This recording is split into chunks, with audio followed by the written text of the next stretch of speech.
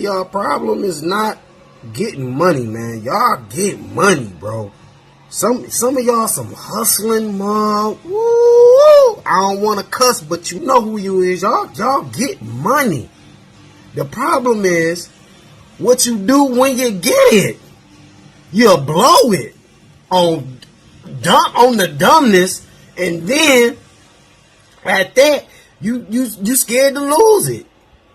How you blow it on stuff you don't get a return back, but you scared to buy a piece of Apple, buy a piece of ownership in Apple, buy a piece of ownership in the liquor store on the corner, buy a piece of ownership on the gas station, the Burger King you go to, something.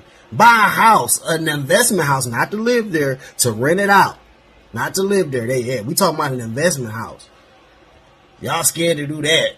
Y'all go put it in the bank account, though. And guess what? They use the money to go invest it. It's not getting money. Y'all get money, man. Start using it differently. That's it. This afternoon, I'm laying out my plan to ensure that the United States will be the crypto capital of the planet and the Bitcoin superpower of the world, and we'll get it done. If crypto is going to define the future, I want to be mined, minted, and made in the USA. It's going to be. It's not going to be made anywhere else. And if Bitcoin is going to the moon, as we say, it's going to the moon, I want America to be the nation that leads the way. And that's what's going to happen. What's up, people? How y'all doing out there in the world? Hoping everybody have a great day today. Yeah, man. I've been waiting to do this live stream all day. I just been trying to let everybody go live. Because I know that when I'm talking about, a lot of people not interested, and that's okay, you know, but there's certain people that are. We're definitely going to be talking about this finance talk. People will be left behind, and they will be upset, and they will be jealous. Right? That's what happens. It always happens. They wish it was them. This is where a lot of hate come from. It's mostly centered in envy. So what up to the chat? We got T-Rail in the building. We got C-Child with the $5 super chat soon as we start the live. I appreciate that, C-Child. Shout out to you, bro. Always been a day one supporter. We got Angel B in the building, Miss Lethal. We got Jezza of Oz, Philly 2K25, Jeff R, Ballhead Wayne. Hey, man, I appreciate y'all, man. This group of people that we got around here, we gonna be making some money around here. Yeah, man. As you can see, Bitcoin is at $94,000, $95,000 right now. $1.8 trillion, almost a $1.9 trillion market cap. Okay. So, guys, just think. Man, that just moved $200 in a second. This is crazy. All right. It has $1.9 trillion worth of money in this market cap of Bitcoin. Look at these numbers move. It's just moving ridiculous. Right? Okay. This shit is never going to zero. No matter what they say, no matter what you think, this is a wrap. Right?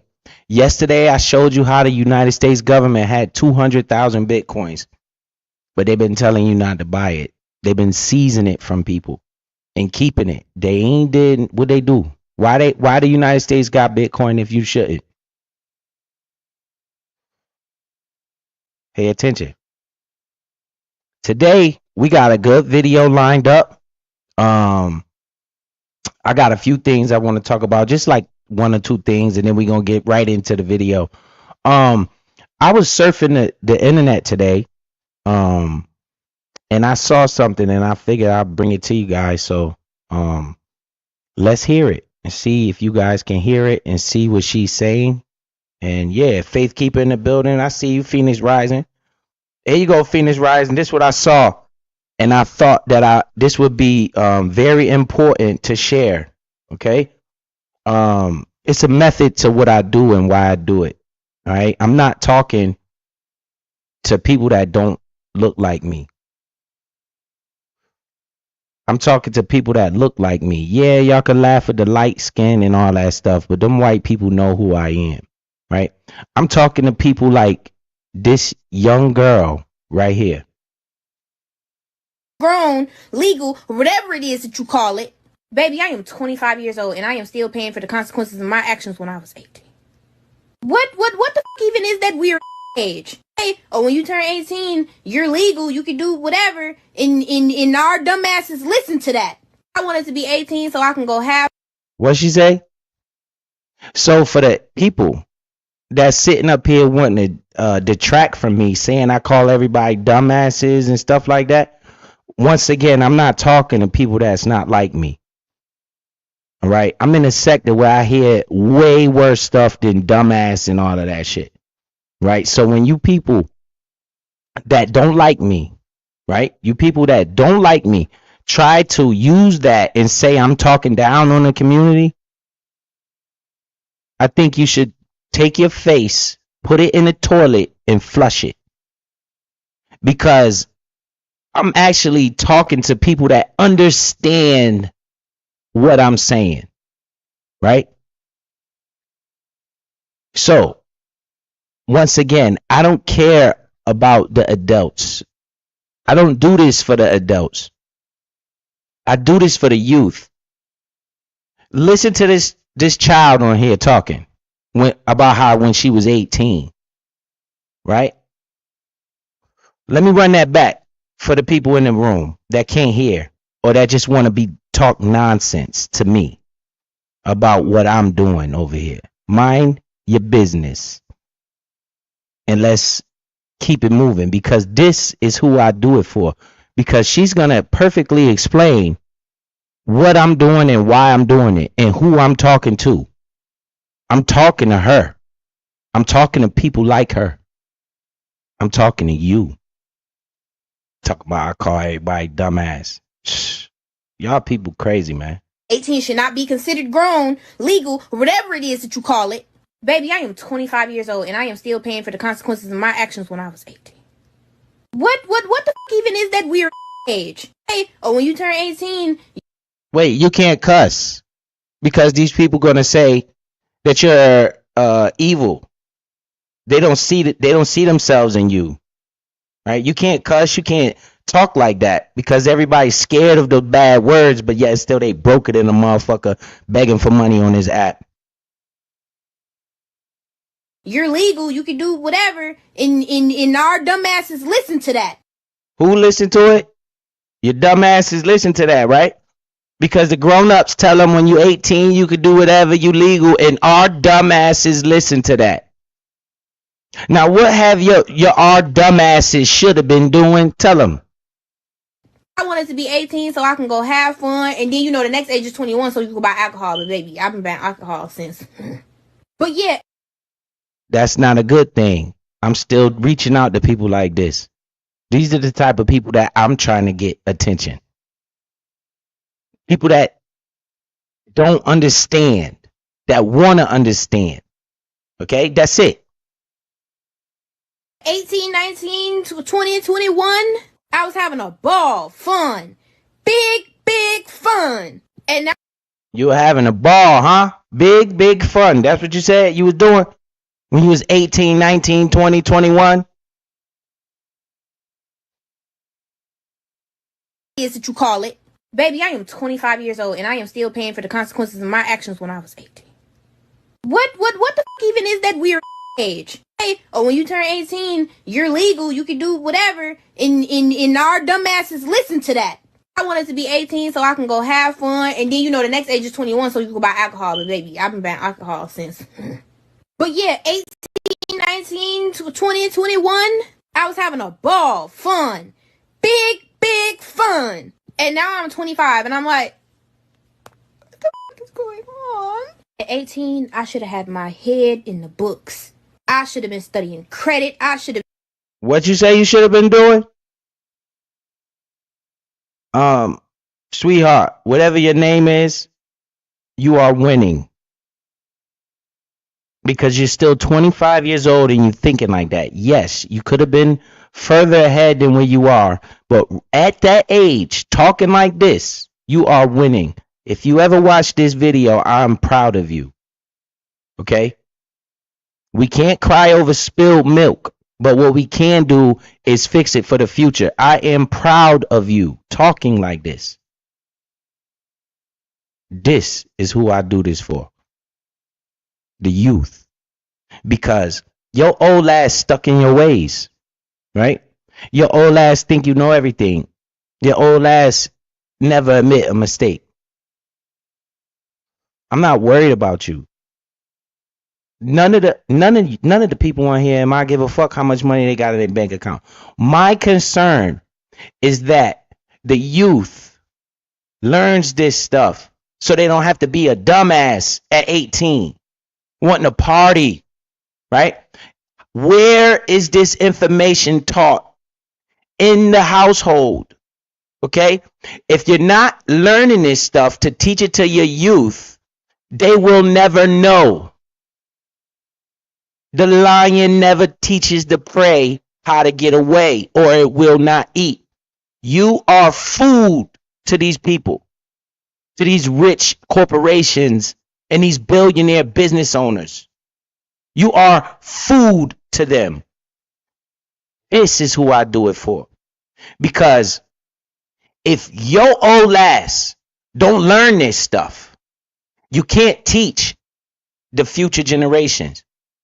And the future generations will grow up, turn 18, think they're adult, be out having fun, not understanding what they're doing to their future self, right? Pay attention to your future self, okay? You must learn this stuff to teach your children, or else they're going to be having fun, being entertained, just like everybody on this app is doing. Every time I go live, I try to cook, but this is not entertaining. But you'll find it hard pressed for a lot of people to show a bank account in this sector that has $5,000 in it, that has $2,500 in it. A lot of these people running their mouth talking shit. Look at them. Look in the mirror at them. Who are they? Who the hell has made anything from listening to anything of what they have been saying? Nothing. Because you're having fun at 40 and 50 years old. Fun. This is crazy, man. This is who I do it for. Because if I could get through to some of you knuckleheads, you old ass knuckleheads, get through to your thick ass skull, you could teach it to your children so they don't be the dummy out there twerking on a car. Tell them what you said, girl. I've been studying finance, business, all of that. I should have been figuring out how to budget, how to buy a house. Nah, I'm on top of cars twerking. My head in the books. I should have been studying credit. I should have been studying finance. At 18, I should have had my head in the books. I should have been studying credit. I should have been studying finance, business, all of that. I should have been figuring out how to budget, how to buy a house. Nah, they can't do that. Because they worry about Biz. They worry about KB. They worry about 86. They worry about Meal Ticket. They worry about TJ. They worry about Sis. Who else? I don't really fuck with too many people on this platform because they worthless. They worry about Mondo. They worry about Doublespeak. Who else? They worry about DMD. Guys, are you not entertained enough? Is the question. Right? You on here running around acting like a jackass while the youth is crying for this knowledge. And I'm on here going to teach you about credit. I'm on here going to try to teach you the best I know about finance. I'm going to teach you how to budget. I'm going to teach you everything this young woman said she should have been doing when she was young, right? But I don't have no credibility because you motherfuckers crazy. Y'all want to talk about me, right? Last time I checked, I'm that nigga. Regardless to what you may think, I'm that nigga. Keep talking to him. Fun. And now I'm 25 and I'm like, what the fuck is going on? I'm proud of you. 18, I should have had my. I'm proud of you to come to yourself and realize your foolishness. I'm proud of you, man. I'm trying to tell you. Because we got grown-ups on this app that can't hear me say you do dumb things with your money and say, he calling us dumb. He calling everybody dumb. That's what they want to highlight because they're jealous. It's called jealousy. That's what they want to highlight. But what did you say somebody should have did? Let's keep listening to you cook. I don't know your name. I don't want to keep saying girl, but I don't know your name. Okay? But you're 25 and I'm proud of you. Biz is 100% proud of you because you realize the ignorance in your own ways and you ain't got the sensitivity of a punk to say to me that if I say the things you was doing was dumb, you can understand that I'm telling the truth and stop acting like a little punk and crybaby. He calling me dumb. You shouldn't be dumb then. Try to get out of being dumb. Keep cooking. Tell the grown-ups what they should know. Because you smarter than a lot of these grown-ups because you're 25 and you figured this out. What these dumbass grown-ups need to know? My head in the books. I should have been studying credit. I should have been studying finance, business, all of that. I should have been figuring out how to budget. Yo, shout out to the chat, man. I see that CS $4.99. Appreciate you, bro. I appreciate it. I'm telling you I do. And we got and I got a super chat goal up there. I put up there. If we reach the goal, I'm gonna give away some Bitcoin. I put that up there the beginning of the stream. I didn't even see that. You know how I do over in this channel. I give a lot back to my chat, you know, and I done gave away all the Bitcoin in my Cash App, so I don't have any more left in my Cash App. But like if we get these super chats rolling, people start donating Cash Apps, we could do more Bitcoin giveaways. So that's just for you to understand why I put that up there. All right, and I see Ballhead Wayne. Shout out to Ballhead Wayne for the membership, bro. That means a lot, man. Appreciate that. You ain't got to do that. You know what I'm saying? I appreciate that. All my members, everybody in here. Julio Jones, I see you in the building. Needy Loyal, pull up. Shirley Kirkland, Benjamin Scott. Guys, let's get to this money, man. Let's change our trajectory for our children. This shit don't happen overnight. I'm telling you, you could do this. I know you could do this. I did it. I didn't realize this shit either. And you know what? The crazy part? This girl is telling the truth, man. Nobody taught me this shit. I had to go looking for the information. It start in your mind. And I got the information. I want to give it to you so you don't have to look so hard for the information. Right? But you just can't get out your own way. You just can't get out your own way. What I'm talking about is not important. But again, you find hard pressed for people to start showing bank accounts on here that got $5,000 in it in case of emergency. Because I don't know anybody's personal bank. Okay, of course you got exceptions to the rule. But in the United States of America, 70% of the population, okay, that is the overwhelming majority, does not have $1,000 in case of emergency. And this is what Biz is trying to stop. Right? And I'm doing it for free. If you look at these other financial channels, they want memberships, they want Patreons, they want money from you because the shit that I'm telling you is worth money.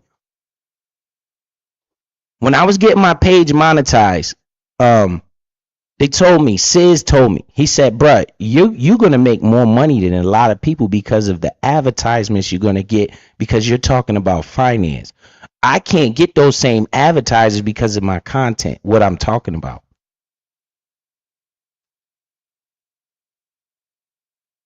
If you guys watch my videos and watch my ads, it's probably an investing ad or something that pops up. This is why I can't focus my energy on these clowns. Because every time I make a video talking about them, it messes up my algorithm. Because I need to stick to what I'm doing. Because what I'm doing is for this person on the screen right here. She crying out. She's crying out. She thought this is on her mind so much she made a post about this. And I'm telling you right now, I'm proud of you. Okay? If you ever watch this video, I am so proud of you because you got it. You got it. Right, that's all you needed to do was get it in your mind. What you should have been doing. Now I want to see some action because you can do this. All right. Somebody should have told you. The same people running around here involving themselves in all this bullshit. Those are the ones that's supposed to tell you. But they didn't know because nobody told them. This is why you at 18 is fun. Because your parents too busy being entertained by foolishness. They don't know how to teach you this shit. So let's run it back so we can get through this and then get to the real content, the real purpose of this video today. I should have been studying credit. I should have been studying finance, business, all of that. I should have been figuring out how to budget, how to buy a house. No. Man, this is preaching to the choir. Hey, man, shout out to the goddamn. Bro, shout out to Cyber Dre, man. Straight up. Andre is a great supporter. Excuse me. I'm glad he's in this sector. He supports everybody. He's a great standing person, man. Appreciate you, Dre, for the 10 memberships. We got Nene Loyals gifted a membership. Rodney gifted a membership. You know Rodney got to be gifted. He ain't going to pay for one. PK Bear, Lou Jenkins, what it say? Bearzilla 216, Nana Nee, Daryl Gray, Ricky Ricardo, K, and Hey Lovely. All of you guys has been gifted memberships from Andre W. I appreciate you guys for even being subscribers. If you don't like me, you don't want to type, just get in the bushes and just listen. Because Biz going to teach you even though you don't like me. That's how I'm rolling, man. I'm going to teach anybody that want to pay attention. You know, I got you. Let's listen. I'm on top of cars, twerking, drunk, going out to eat every day, spending my money on whatever it is that I want to. I should have been studying credit. I should have been studying finance, business, all of that. I should have been figuring out how to budget, how to buy a house. I'm on top of cars, twerking, drunk, going out to eat every day, spending my money on whatever it is that I want to spend it on and having that, I'll make it right back mentality. No. Why didn't somebody stop me? I'm trying to stop you. I'm trying to stop you. I promise I'm trying to stop you. They say I'm wrong because I say you do dumb shit. Shout out to you. I'm so proud of you for saying everything you just said because you're right.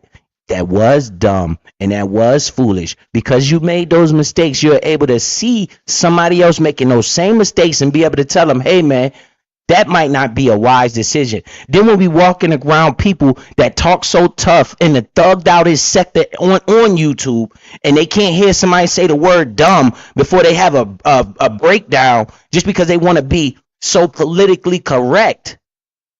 Well, this ain't politics over here. This Biz 101 over here. If you don't like it, you can get the fuck out of here. Because I'm changing lives over here. Period. And we can help change yours and your future generation. But I got you. I'm telling you, no. Now, guess who need to tell you that? Your mother. Now, your mother could be one listening to my live stream, but they ain't paying attention because she's so focused on foolishness her whole life. This is why I'm trying to talk to the adults. Because it ain't about you. It's about her. It's about this. This is our future. And she's on top of cars twerking, spending. She said what she doing.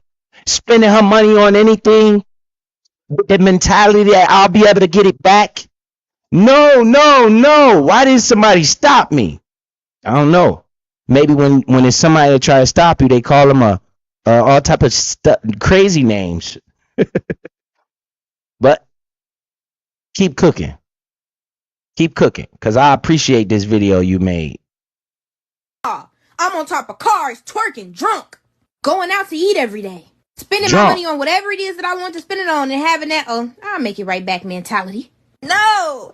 Why didn't somebody stop me? Like the grown-ups before us kind of they finessed us because they What you say?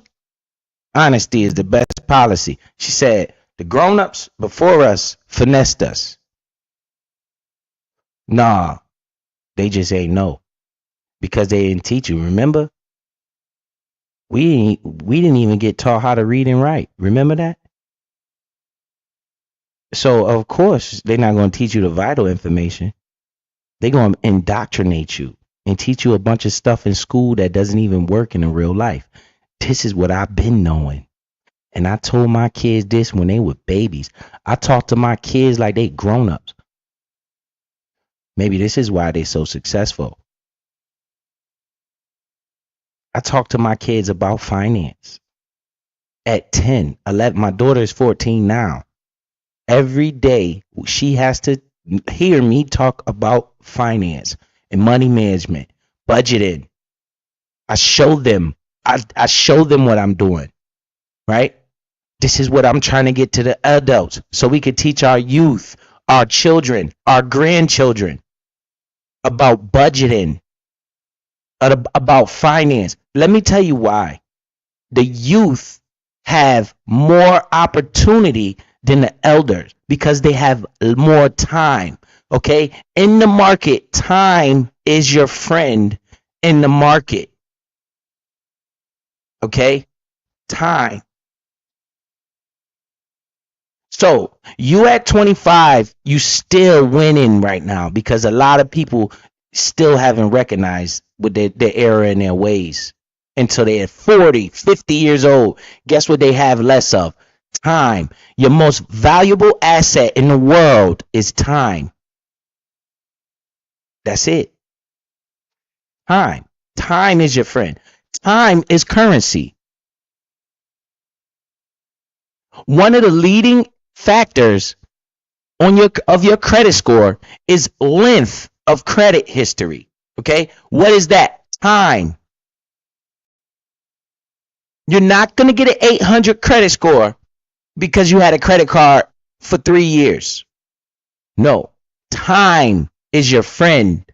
Time is currency. Your history, your credit history, okay, has to be worthy, and it needs to have length of history. This is why we need to start at 18, 19, 20, so we could get that time in. When you at a job, what is it? Seniority, time, seniority. The people that been worked the longest get the better equipment, get the better trucks, the better vehicles, the better paying jobs. Seniority. You get a pension from seniority, from working there for so long. Time is currency. Spend your time wisely. You only have 24 hours in a day. Don't eat up 23 of those hours fucking bullshitting all day. Straight up. Let's keep it going. kind of made it look easy. So we ain't know. Well, I ain't know. And now, baby, I'm depressed. 18. Yeah. No, don't be depressed. Don't be depressed. See, you were winning. At the end, that last statement, no. Don't be depressed. Get angry and figure out where you went wrong and correct it. That's all you got to do. If you get depressed, you start feeling bad for yourself. And I got news for you. Nobody cares about you more than you care about yourself, except for maybe your mom and your dad, your parents. But even them, you care about yourself a lot, a great deal. So do not get depressed. It's not your fault. Look for the information, break the cycle. That's it. You can go from being depressed to being proud of yourself in a matter of moments, depending on your mind state, your mindset. Okay? It's all in your mind. This game is in your mind. It's not nowhere else. It's played in your mind. 18 should not be considered grown, legal, or whatever it is that you call it. Baby, I am 25 years old and I am still paying for the consequences of my actions when I was 18. What the fuck even is that weird age? Hey, when you turn 18, you're legal, you can do whatever, and our dumbasses listen to that. I wanted to be 18 so I can go have fun, and then the next age is 21 so you can buy alcohol. But baby, I've been buying alcohol since. But yeah, 18, 19, 20, 21, I was having a ball, fun, big fun. And now I'm 25 and I'm like, what the fuck is going on? At 18, I should have had my head in the books. I should have been studying credit. I should have been studying finance, business, all of that. I should have been figuring out how to budget, how to buy a house. Nah, I'm on top of cars, twerking, drunk, going out to eat every day, spending my money on whatever it is that I want to spend it on, and having that, I'll make it right back mentality. No. Why didn't somebody stop me? Like the grown-ups before us they finessed us because they kind of made it look easy. So we ain't know. Well, I ain't know. And now, baby, I'm depressed. You ain't know. I ain't know. Nobody really knows because they don't teach this. They rather teach us why is grass green and chloroplast and bullshit like that in school when we don't use none of that in real life. Best classes in school is math and English. Fight me. Math and English. When the last time somebody came up to you and asked you about the Nina, the Pinta, the Santa Maria? Tell me. What time? When is the last time somebody asked you? What year did Christopher Columbus lie and say he discovered America? When the last time somebody asked you that? Why is this a question on your test? Why do you have a test with this on there? When is the last time you talked about a battle of the 1800s or some shit in real life? What in the world am I doing sitting in this classroom for an hour and a half listening to this history lesson that I'm never going to use again ever in life? Maybe this is called indoctrination. So parents, pay attention. Okay? Get your children mindset right at a young age, because the books say, raise up a child in the way it should go. And when it get old, like you and me, it will not depart from it. But it must be instilled into a child, man. Because your old ass is hard-headed in a motherfucker. So you got to instill these thoughts, these moralities, these principles, these finance tactics into a young mind so they can understand that shit. Yes, they're going to make mistakes, but they'll be well equipped for battle in the finance world with their money.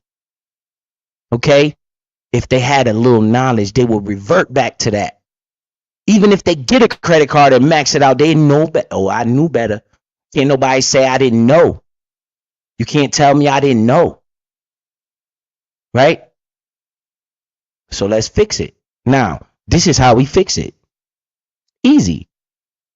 Look for the information, start making a change, and show some action. Put some action towards your movements. Okay?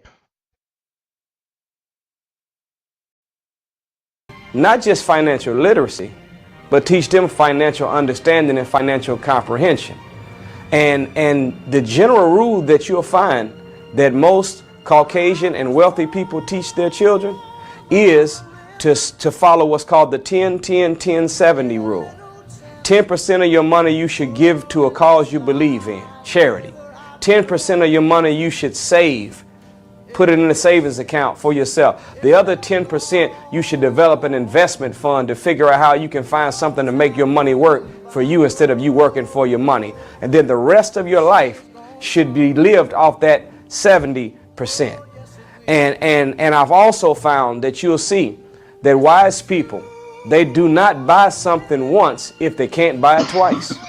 And if we started following that 10% charity, 10% investment fund, 10% saving, living off of 70%, not buying something once if we couldn't afford to buy it twice, we'll find that we are putting ourselves in a position where we always have cushion capital to deal with the problems of life, and we will not be engaged in this excessive, unnecessary toil that comes from poverty.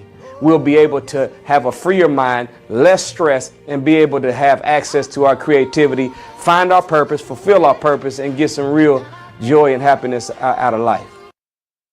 Ooh, man, that man said a mouthful right there, and he's telling the 1000% truth. Well, that's my spill on those two things. Now we're gonna get into the real content for today, and let me make sure I'm doing this right. Boom. Oh yeah, I'm getting better with this, guys. So we got T-Rail in the building, Benjamin Scott. I see you, Jonathan Thompson, pulled up. I see y'all pulled up on me. We got a nice little crowd tonight, man. Appreciate y'all pulling up. Now let's understand, nobody's better than anyone. We all trying to get to the same place. The channel is growing while they talking about me. Don't worry about that. I'm not worried about that. We gonna make moves. We gonna make this money. This 2025 is gonna be a great year. Trump is on the way. Donald Trump is on the way. Now, the market might not move just because Trump entered the White House. Okay, remember, time is your friend in these markets. He has to get in there. He has to put people in place, and then we must see some regulation in the crypto space, and I believe it's coming. Okay, now do not do this. Be the guy to wait for regulation to come, and then when the regulation come, the market is bananas even higher than where it's at today. We must make action. We must take action. Did you hear the 70-30 rule? You live off of 70% of your income, and 30% of that you need to take. This guy was talking about charity. All right. All I did with that, I didn't shoot the messenger and say, cut his whole thought off to say, nobody giving no money to charity. But every time I hear him say that charity word, I got my own charity because I got 2 kids. So I understand what that charity means to me. That means I need to be investing that charity money, right? So that 70% of your income you living off of, the 30%, whatever's left over, right? I'm saving and investing that money. I'm not giving nobody's charity nothing because I don't believe in that. A lot of these charities, and I got my own charity called My Kids. Straight up. That's how I'm rocking. Nobody give me no damn charity. So I'm going to put that money investing. Okay, what are we looking to invest in? How about the fastest growing asset in the world? How about the trendiness market that's coming to a theater near you? Because you know the world is a stage, right? You know we on a stage. This is all an illusion, people. This ain't what God created. This is an illusion you're looking at. Seen the Truman Show? This is an illusion you're looking at. Let's play the game and get this financial freedom so we don't have to stress and argue with each other like complete idiots. Fighting over bills and shit. Arguing about dumb shit. Time, okay? Number 1, time. Anything that happens overnight is too good to be true. Normally it is, okay? And you're going to lose all that shit fast as you got it. Time is your friend. I invest for long-term gains, thinking of future gains, but I will greatly appreciate any fast returns that I get. But that's not the goal, right? The goal is longevity here. That's why that 30%, that 15, 20%, that 10% you putting into that emergency fund, right? And then that other rest of that money you investing over time, something called compounding interest and all that extra shit start coming into play. And then that money starts rolling over. Next thing you know, you're going to be rich. So now let's get into the content, right? Let's watch a guy that's well known in the investing world, right? And I like listening to him. Every time he talks, I'm listening, right? I might not agree with everything that come out of his mouth, but I'm listening because he's made success doing this, what I'm trying to do. So I must listen to people like that.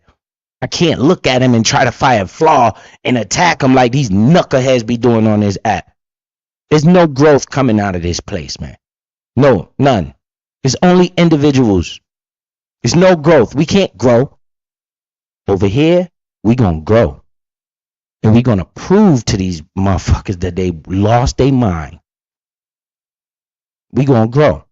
All right, so let me pull this on up here. Because, you know, y'all know I could just get to talking, and I never pull up this. But this is what I really want y'all to see. Let me make sure you guys can see it. I put it on the screen right here. I like this content creator. I encourage everybody to go sub up to him. He has a lot of different topics on his channel, not just finance. He talks about a lot of different stuff. I see him talking to CIA. He's basically an interviewer. His channel is called Diary of a CEO. I used one of his videos in the past. I didn't get flagged for it. So I'm going to speed it up a little bit so it's on a different frequency. And I encourage you guys to watch this man's channel because he has a lot of intriguing things on here. So share. And this video is about two months old. I don't like to use none of his recent content out of respect. You know what I'm saying? But that's how you're supposed to live. But these people be wilding on this app. You know what I'm saying? But so I'm gonna let without further ado, this white guy up here, his name is Raoul Pal. He's a big timer. All right, he's a big timer in the crypto world. Now let's listen to what he got to say. Let's make sure everybody can hear when I get to playing, and then we gonna stop, you know, and talk as we go. So put a 1 in the chat if y'all can hear it. Make sure it's good. Right. From a very high level perspective, and I'm being unspecific here, so I'm looking for an unspecific answer. What exactly is the mission that you're on in this season of your life? Like, what are you doing and who are you doing it for? So obviously you do it for yourself, but really I think that I've been armed with tools and knowledge over the years. All right, we got the ones in the chat. What up, Double Speak in the building? See you. Appreciate y'all. All right, now guys, this ain't no arguing, no cussing, no nothing going on, right? We gonna get to this money. This is the type of shit I watch. This gets me motivated. This gets my mind in mode. You know, when I'm listening to this man, I'm looking at him on the screen. He rich. That's number one. He rich. He's talking. What the fuck is he talking about? I want to hear what he's saying. Because obviously he's done the things he's saying, and that's why he rich, right? So we get into that. That's where I'm getting to. I want to know what's in his brain, because let me explain something to you guys and everybody in the room. This guy is not smarter than you. He just knows information you don't know. Once you understand the information, then you're just as smart as he say he is. You're only as smart as the information you got. So I'm looking at him. I'm saying, yo, this dude not smarter than me. He a rich ass motherfucker. What does he got in his brain that I could take out of his brain and apply it to my life so I could get more financially free like him? That's how I look at it. This dude not smarter than me. What make it? Why does he deserve the wealth and not me? What is he doing that I'm not doing?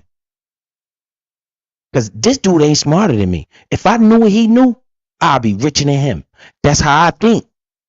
That's how you supposed to think, right? They're not smarter than you. You just don't know the information. Now let's listen to what he's talking about.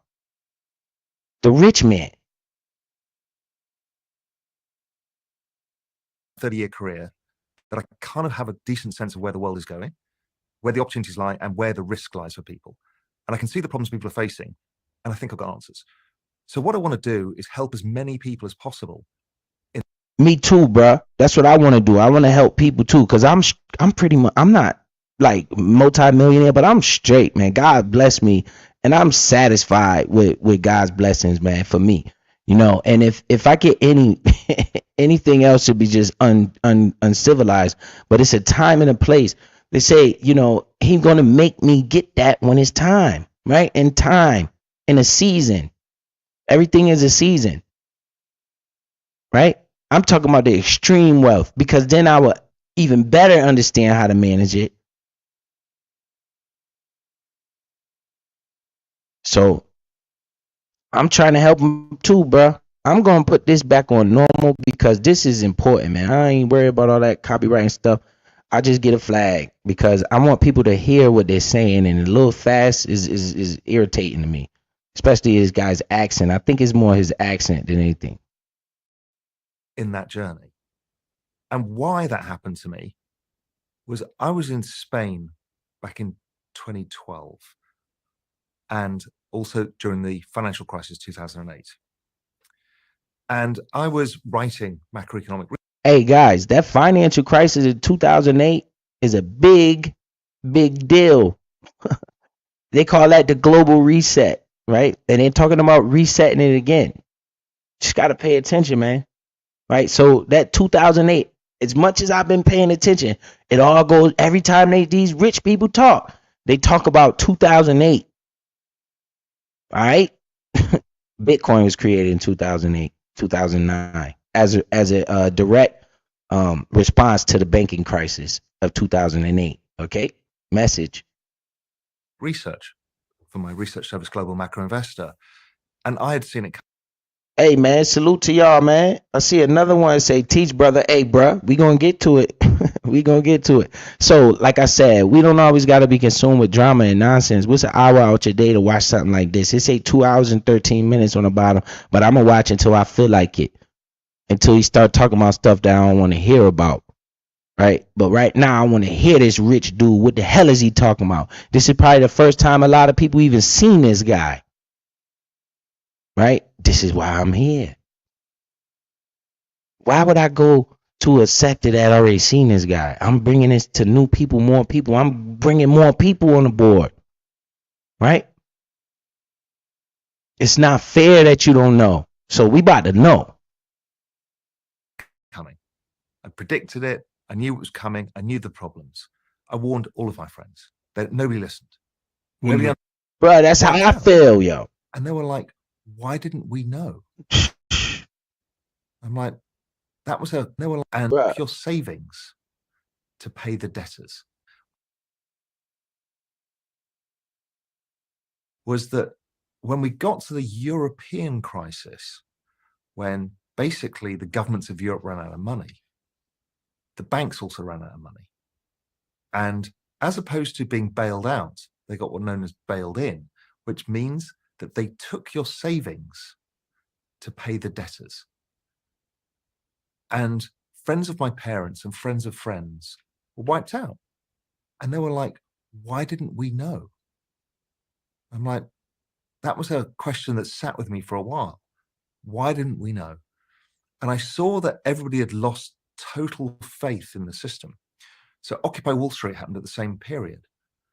And it was people angry. It's like, we thought money in the bank was safe. We thought our house was safe. We thought the system was there for us. And suddenly they all wake up and realize. What up, C. Childs, man? I appreciate you. I seen your super chat. You was the first one in the room, man. Salute to you, bro. Yeah, you ain't missed too much of nothing. You can catch up on the replay. But we into the actual content I was talking about right now, though. The system was not there for them. It was actually for other people. You know, people talk about bankers never went to jail. No, there was that sense that. What's up, Miss Tisha? DJ Memphis in here. I see y'all pulling up. Appreciate y'all. What's that? 63.7 million. Thinking I see them numbers, man. What up, Smitty? Smitty in the building. It was never concluded. And it sat with me for a long time thinking, what can I do about this? Because I was writing super high-end kind of research for hedge funds and, you know, big assets. All right, so you see now, right, this is what I'm afraid of. He's babbling. See? I'm like you. I understand. He's babbling right now to me. He's talking about stuff that I can't change. I can't do nothing about. What I'm supposed to do right now. You see? So this will throw you off. Right? You'll get thrown off and won't listen to this shit. And he only giving an introduction. Right? He ain't getting to the meats and potatoes yet. So I'm letting him babble. I don't really want to hear this financial stuff. Okay, sir, what we be supposed to do right now? That's where my brain at. So, but if I want to know, I gotta keep watching, right? Management firms. And so it wasn't accessible to people. And then I wrote a couple of articles. One got leaked in Zero Hedge in its early days, and it became super viral. And I thought maybe there's something here that I could reach a broader audience, because then I can help these people. And that's when we came up with the idea of Real Vision, which was the idea of interviewing the people at the very heart of the system and kind of sharing the details, because these people weren't hiding it. They wanted to help people as well. Everyone had that sense that we could help people. So I'm still on that journey. And that journey kind of has taken a multitude of paths, starting businesses, but also just trying to educate people on why they feel the way they do. You know, why politics he's is straight so up babbling. polarized. Never used to be this bad. You know, what's really going on and who really to blame and what to do about it. If I stop the average person on the street that knows you and watches Real Vision, and I ask them, what has Raoul and his channel and his information done for you? What do you think they would say? Here we the go. average person. They just say thank you. Because we've So he said if he asked the average person that knows Raoul Pal and they asked him what has his videos, what has he done for you, his answer was they probably just say thank you. Yeah, that's what I want to do. I want to be able to teach people and make them say thank you. I appreciate it. I bet I'm able to better my family. Yep. So I got the same kind of mindset. help demystify it, the world of finance. And you see, we all have the root of unhappiness and happiness often comes from, does your vision of your future self match where you are today? You know, this is what I be trying to preach to people. Stop living in the now and the present. Think about your future self. A lot of people can't get out their own way because they can't think 10 minutes past the time. Where do you see yourself in 5 years? Picture that guy and do something about it. That's it. You got to make sacrifice. Had you sacrificed 18, 19, 20, us being older now, we know our best time of our life when we hit 20, 25, 30. We didn't need 18, 19 and none of that. We could have been getting that bag right, building that credit up. Right? We could have been doing that type of shit, focused on that shit. But we can't cry over spilled milk. What about the future generations? This is why this is so important. Okay? Can you see that path? Whether that's finances, whether it's health, they're all very similar journeys. And when people can't see the vision of their future self and they can't see how to get there, they get upset. And what we've tried to do is unfuck people's future, which is So I guess he can talk and cuss a little. Look at him laughing. Unfuck people's future. Sounds a little bit like me, huh? That's what I'm trying to do. Now I guess I could say I'm trying to unfuck people's future, and let's see the critic and what they're gonna say about that. When you hear this rich guy saying the same thing. That's exactly what I'm trying to do. which is an expression we use, which is a way, which is a mimetic. Yo, certain people future can't get unfucked because they done buried themselves in so much debt, like equivalent to a Maybach. Sheesh. Or a meme, or just a short phraseology to help people understand. We understand that you feel like you can't get to where you want to get to, but there are options to do it. And I think people are immensely grateful for that in general. If you're on a mission to help people unfuck their future, can you explain to me specifically the things that stand the chance of fucking their future from a macro perspective? And when I say macro, we have to pause and just define what I mean by the word macro. When I think of the word macro, I mean big picture perspective. So from a big picture perspective, what are the things that stand a chance of fucking my future? Okay, so, and we can dig into why I gotta pause the video every now and then. Y'all heard what he asked him. What is the things that could fuck my future up? These things have occurred.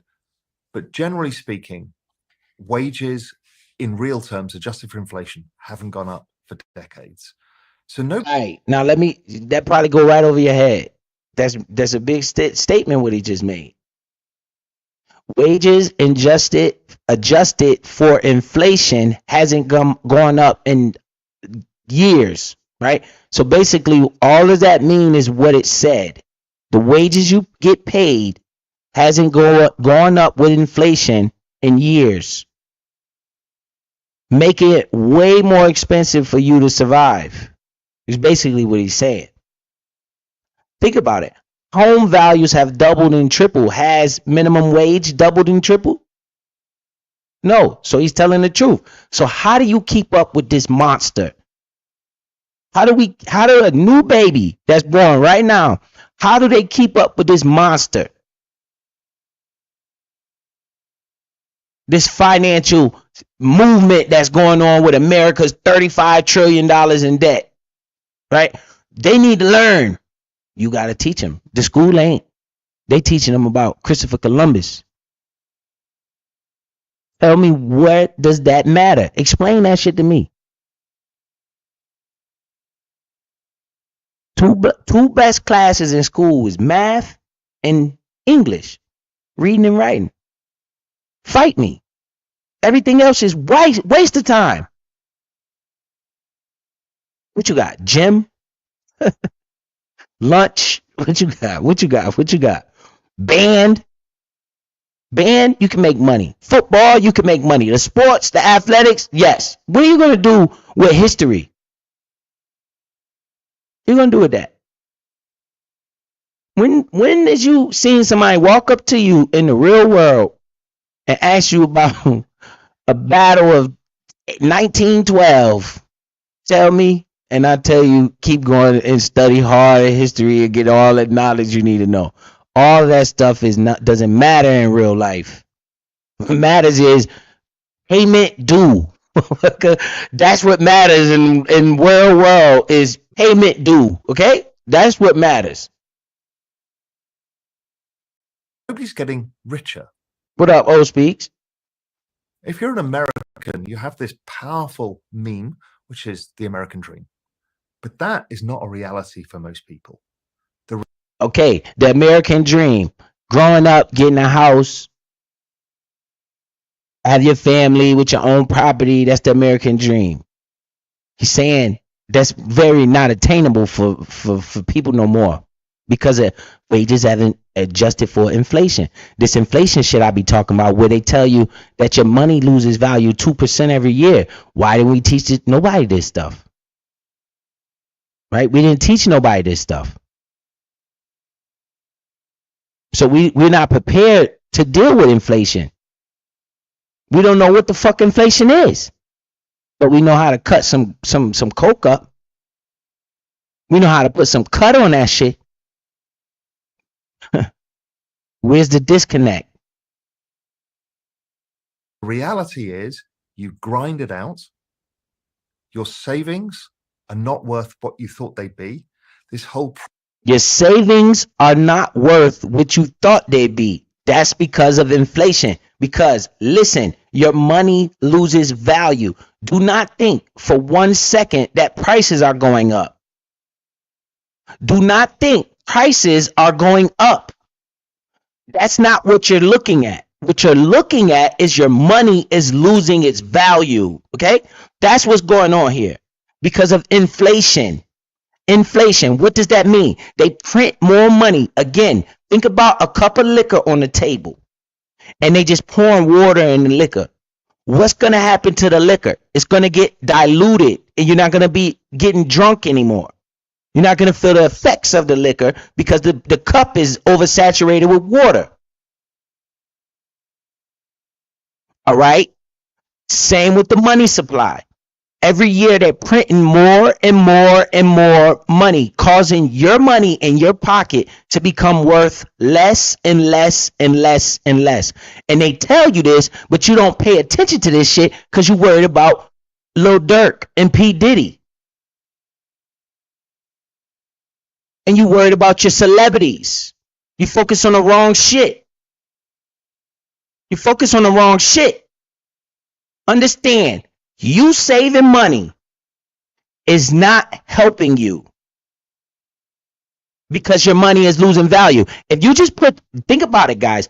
If your great-great-grandfather saved up $10,000 50 years ago, that man thought he was rich or he had a lot of money, especially when you think in McDonald's, they used to have 5-cent cheeseburgers and shit. The houses was what, $20,000 you could buy a house? That $10,000 is trash.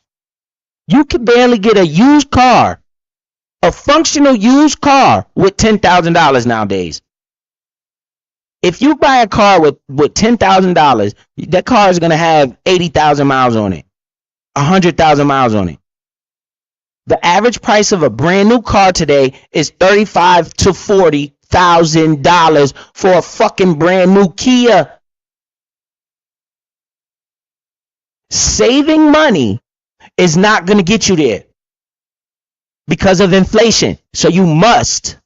This ain't no ifs, ands, buts about it. You must invest your money to grow with inflation. Oh, simple as that. It's simple as fucking that. So how do we do this, guys? What can we use to grow our money with inflation? So well, let's think. The government say 2% a year. That's their target. So let's try to get 4% a year on our money. Where do we get that? Shit, it's a lot of banks that give you money market mutual funds that'll get you that 4% every year. That just to keep you level with inflation. Because the government say 2%, I'm going to overshoot them a little bit because, you know, they be wilding. They'll print money and send billions of dollars everywhere.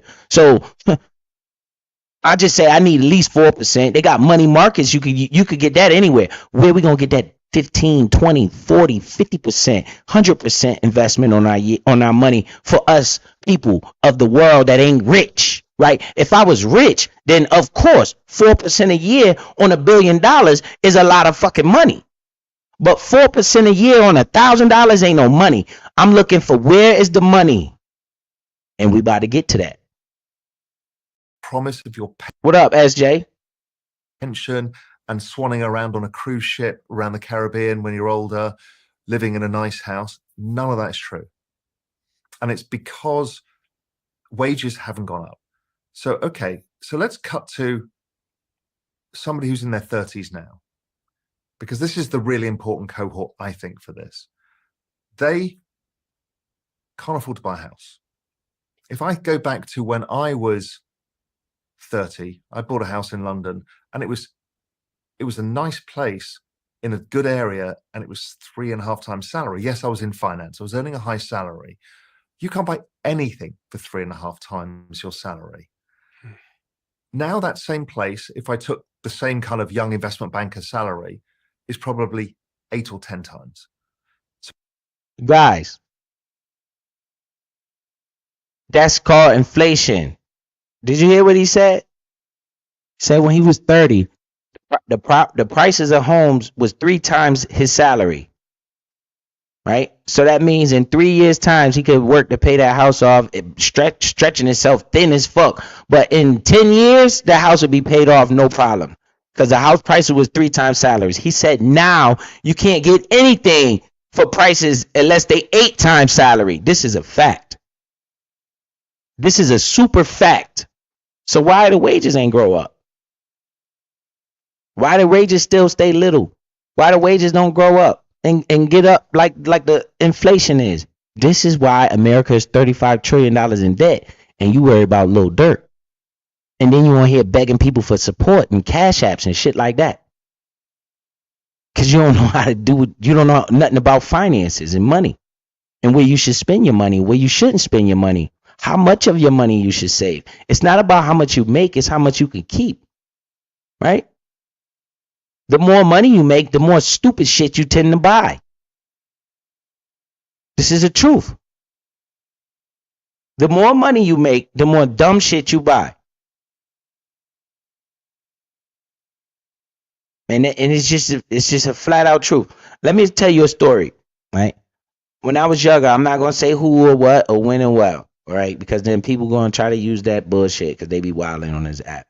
But when I was at one of my family's house, we just say that, right? One of my family's house, they put their bananas on the table, right? So when you come there, or is it like a bowl on the table? So I see this banana bowl, the fruits and all that shit right there. You know, oh, we got fruit, we chilling. Okay, I go to another one of my family members' house that got a little bit more money, right? I walk in the house and I see fucking bananas hanging on a damn, like a little wooden rack. I'm like, what the fuck is that? I'm like, what's that? They're like, what you talking about? I'm just like, what the fuck? They're like, what is that? I'm like, what is that? Said, oh, that's a banana tree. A banana tree? The hell are you talking about? So you went to the store and bought this just to hang up bananas? Wow. This is what I knew, that people with money waste more money than they should. A banana tree? So you got money to buy a fucking banana tree?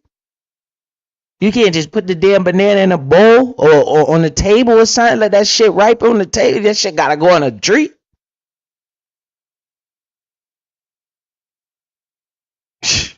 This is the difference between people with more money. They just do the same dumb shit, just at a dumber rate. They just buy more dumb shit that you don't even need. All right, let's keep it going.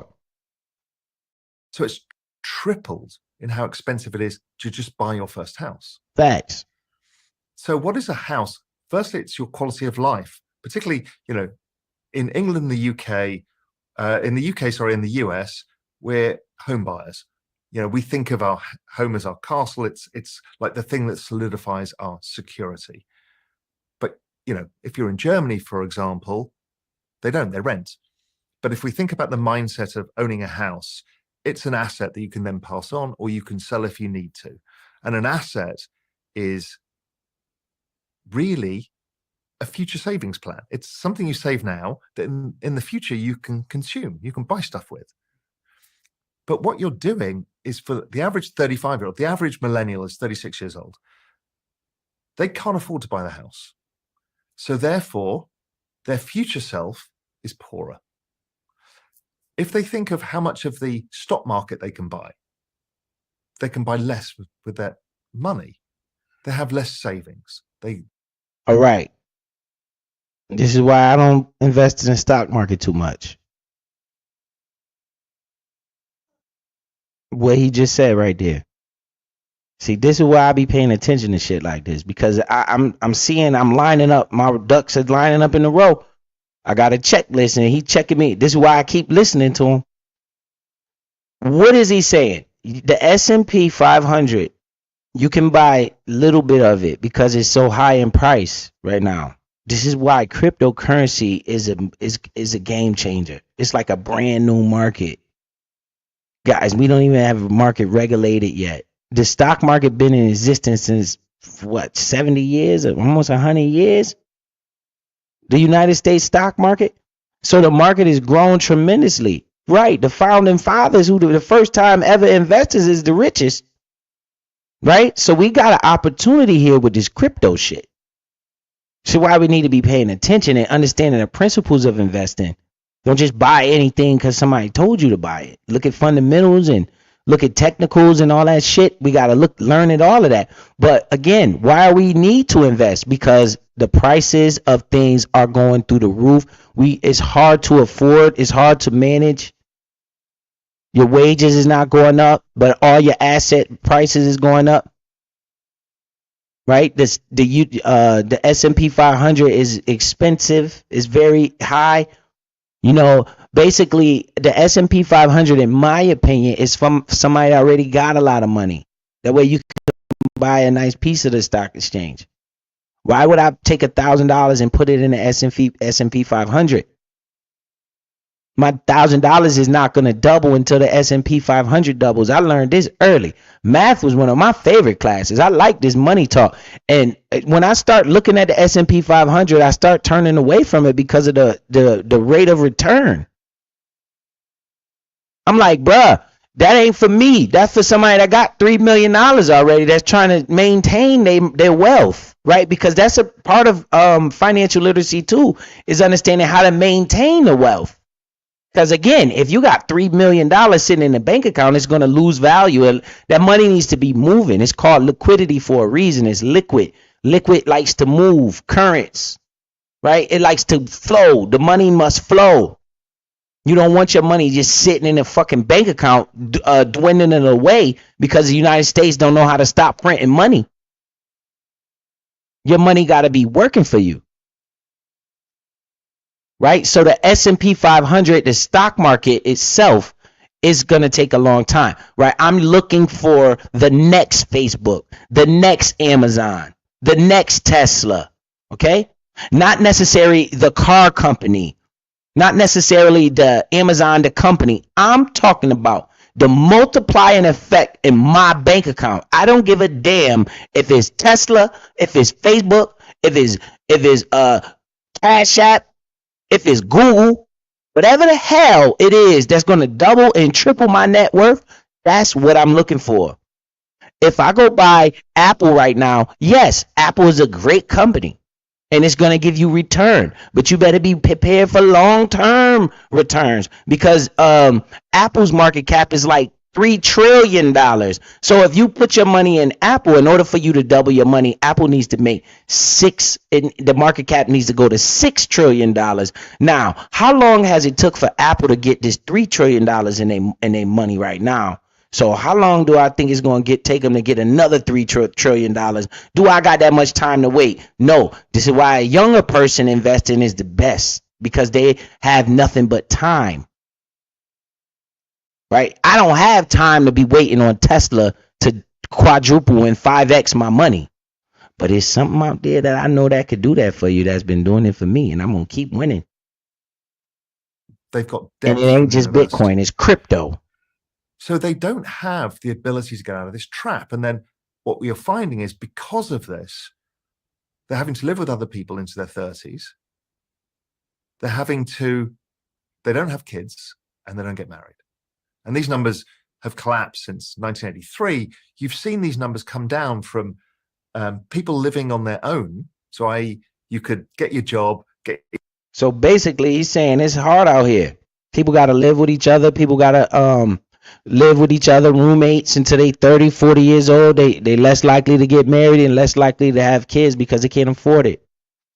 So what do we do to change this? This is why we got to get the attention of our youth. Yourself an apartment has gone from 80% to 62%. You're seeing the marriage rate halve. You're seeing the home ownership rate go from 50% to 30%. These are all expressions of the same problems, which is people know their future is fucked and they can feel it. They have a sense of desperation. You see then the same cohort of kids in their 30s doing 2 jobs, 3 jobs, 4 jobs. That's a fact. I see kids doing 2 and 3 jobs. Yes, because the wages ain't going up. He's telling the 100% truth. 100%. This is what's really going on. You got to work 2 and 3 jobs out here to make ends meet. What can we do about this? That's not because they want to. Nobody wants to work 12-hour days, 7 days a week. It's because they have to. And their parents, the baby boomers, who are in their 70s and retiring, never had that. They were the richest generation the world had ever seen. So this is the first generation.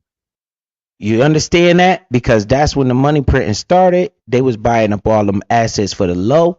Now everything is so expensive. They made all the money. The 50, 60, 70, well, now probably 90-year-olds. They got the bag because their assets appreciated in value due to time. Time is currency. All right. So how can we do this? How can we grow, triple and quadruple our net worth? That won't be as rich as their parents. And that's a weird thing because we're all used to human progress, the American dream. If the American dream is, well, you'll never be as wealthy as your parents, and they were middle-class people, and I'm now less well off than them, that's kind of fucked. So look, here's some stats about a 30-year-old today versus a 30-year-old in 1983. So a 30-year-old in 1983, 85% of them lived on their own. They could afford a house or an apartment to rent or to buy. Now it's 64%. So people are having to live with other people. Marriage rates, they've gone from 80% of 30-year-olds in 1983 who were married to 47% now. Having kids, gone from 60% to 32%. Population growth is collapsing because people can't afford it. And home ownership for a 30-year-old has gone from 50% to 32%. It just shows that dramatic change that's happened over the decades, and why each generation has found it more and more difficult to be like their parents. So I am 30 years old-ish. Yeah. I like to hang on to 30 for as long as I can. What advice would you give to someone like me that's my age? Me too. I was holding on to 30 until I was 39 and 364 days.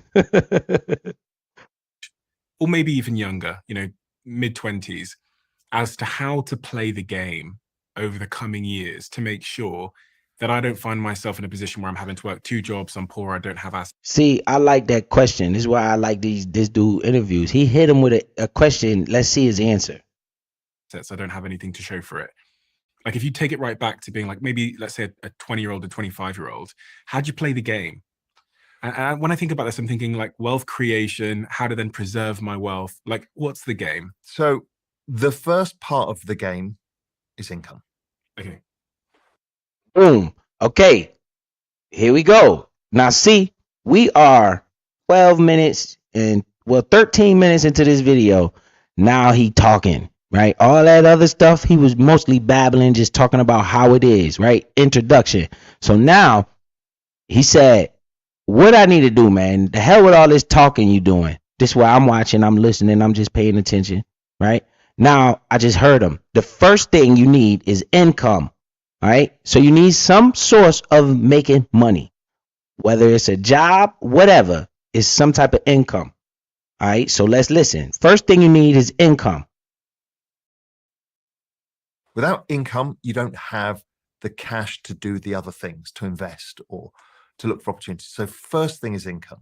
Guys, notice how he went from income and then he said the cash to invest. That's the number 2 thing he said right off the break was investing. So I don't care what nobody else tells me. I know investing is the key to wealth. I don't give a damn what you invest in. Investing. Boom. So he said you need income, and without income, you can't do the other things. See, our problem is we get our income and we stretch it thin, and we don't think about investing. That's not a principle of our brain power for some reason. We take our money and max it out on materialistic bullshit and don't got $1,000 in case of emergency. We don't understand the concept of saving. Not that we're dumb, it's because nobody taught you. This is why they laugh at you, right? So we must reprogram that brain and understand the first is income, the second is investing. That should kill all these Jordans and all this bullshit that we be wasting our money on. All these bottles of beer and bottles of alcohol and all this dumb shit we be doing. Buying 3 and 4 ounces of weed and all that stupid shit, right? That you're just going to go to the bathroom and piss it out anyway and get a momentary high or drunk because you're living in the moment, not thinking about yourself at 50. So investing is right there with the income. In case you didn't hear that, I heard that. So I know I'm doing the right shit because I'm focused on trying to, this dude right here, This dude ain't smarter than me. He don't deserve the Rolls Royce. I do. See how I'm thinking? So what do you know? What can I learn? Please teach me, sir. What do you got to say, sir? These clowns on this app can't teach me a damn thing because all they talk about is nothing. So all they talk about is absolutely nothing. Nothing of substance. Nothing that makes sense. They can't teach me a damn fucking thing. I don't want to know what they know. I want to know what people like this know. Not because he's white. Right? The last time I had an Indian dude on here we was reacting to. I don't give a fuck what he is. What does this dude got in his brain that I could apply to my life and start cooking out here? So I got an income and I'm an investor. So haha, I'm on it. But even that's changing in how we earn incomes these days. You know, it used to be you go and work for a big firm, you get paid, you get the benefit. That's all going and nobody wants to do it. So you kind of end up having to be an entrepreneur, work 2 or 3 different things. The point being, if you're 20s, do all of that. Work day and night. Really? Do as many things, learn as much as you can, fail as often as possible. What about work life? Ooh. Ooh. When you're 20, in your 20s, you got to fail. You got to work as hard as you can. What do? The total opposite. Tell me when I'm lying. Somebody put that I'm lying in this chat. What up, V? Appreciate you pulling up. Andre Dub, it said, in my opinion, at least 2,000 in your savings, 1K should be updated because it's too expensive today. Fact, bruh. Fact. See, Andre Dub, hit him with them facts. You should have at least 2,000 in your savings. He's right because of inflation. $1,000 ain't going that far. You can't even buy a washing machine with that, unless you're going to the thrift store. So he right about that. That 2K, you should have 2K in case of emergency. When you a homeowner, you need more than that. As a homeowner, because I can't afford for my water to go out in this house because of a pipe or something. I got to take a shower. I got to use the bathroom. I got to replace that. I can't be waiting on the damn homeowner's insurance all the time. I could fix that shit and get my money back. They're going to give me my check. You get me? But let's hear what he said again. When you, what age you supposed to do what? What are we doing? What are our youth doing? There are rappers at 15, 14 years old. They're murderers. They're killers. They're hustlers. They ain't doing what this dude talking about. This is why we keep fighting with each other when we 50. Because we ain't been applying these principles when we was in our 20s. Let's hear him what he said again one more time. Say it again, sir. Work 2 or 3 different things. The point being, if you're 20s, do all of that. Work day and night. Really? Do as many things, learn as much as you can, fail as often as possible. What about work-life balance in your 20s? Fuck it. Because that's the time to put in the hard work. Your work-life balance actually comes out later. The dude said, what about work-life balance? So how do you balance work and life in your 20s? You heard what he said? He ain't cut no corners. He said, fuck it. You got to do what you got to do. Maybe I need to teach my children this. Hello, because I ain't 18 or 20 no more, right? Maybe I need to teach my children what this man just said because I ain't 18 or 20 no more. Maybe somebody should have taught this child. 18 should not be considered grown, legal, or whatever it is that you call it. Baby, I am 25 years old and I am still paying for the consequences of my actions when I was 18. What the fuck even is that weird age? Hey, when you turn 18, you're legal, you can do whatever, and our dumbasses listen to that. I wanted to be 18 so I can go have fun, and then, the next age is 21 so you can buy alcohol, but baby, I've been buying alcohol since. But yeah, 18, 19, 20, 21, I was having a ball, fun, big fun. And now I'm 25, and I'm like, what the fuck is going on? At 18, I should have had my head in the books. I should have been studying credit. I should have been studying finance, business, all of that. I should have been figuring out how to budget, how to buy a house. Nah, I'm on top of cars, twerking, drunk, going out to eat every day. spending my money on whatever it is that I want to spend it on and having that, oh, I'll make it right back mentality. No. Why didn't somebody stop me? Like the grown-ups before us they finessed us because they kind of made it look easy. So we ain't know. Well, I ain't know. And now, baby, I'm depressed. Somebody should have taught her. That's why we here. This is why we here. We gonna teach them. They won't have this problem. The rich man said what she should have been doing.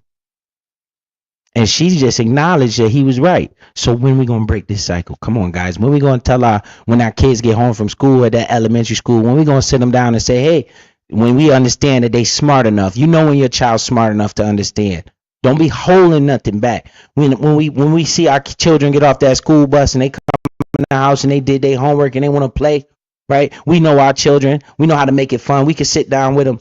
Hey, let me show you my paycheck. Come look and see how much money I got. Look, this right here is where they take taxes out. Look, come here. You 10? Oh, you smart enough to tell me no. You smart enough to talk back to me. Now you gonna come your ass over here and listen to this. I ain't gonna talk to them like that. I'm gonna finesse them because they my kids. Hey, come look. Show me. What's this number right here? Show me what this is. Make them feel like they teaching me. Right? Be in at 10, 8. That way when that credit card come in that mailbox when they turn 18 years old, because I'm telling you right now, never miss. The mailbox, when you turn 18, they're going to send that damn credit card in the mail. Now, what you going to do about it? Are you going to be the one that don't tell them shit? Give them that iPod. Got them keep watching all this dumbass entertainment. Watching all these celebrities. Watching all these people dancing and twerking and shit. And get that in their brain. That's what you want them to learn in their free time, huh? Let's teach them what matters in life. The hell with the school. The school gonna be the school. I tell my kids that all the time. When they go to school, man, you just gotta learn that shit. That shit trash. You don't need none of that shit. That shit garbage. But you gotta do that shit in order to get that paperwork so you could go in the real world and make some money. Because all this is shit a game. It's all about money. So you go there and learn that. When you get back here, I'm gonna teach you what I learned today. This is what I learned. Oh, you got exams?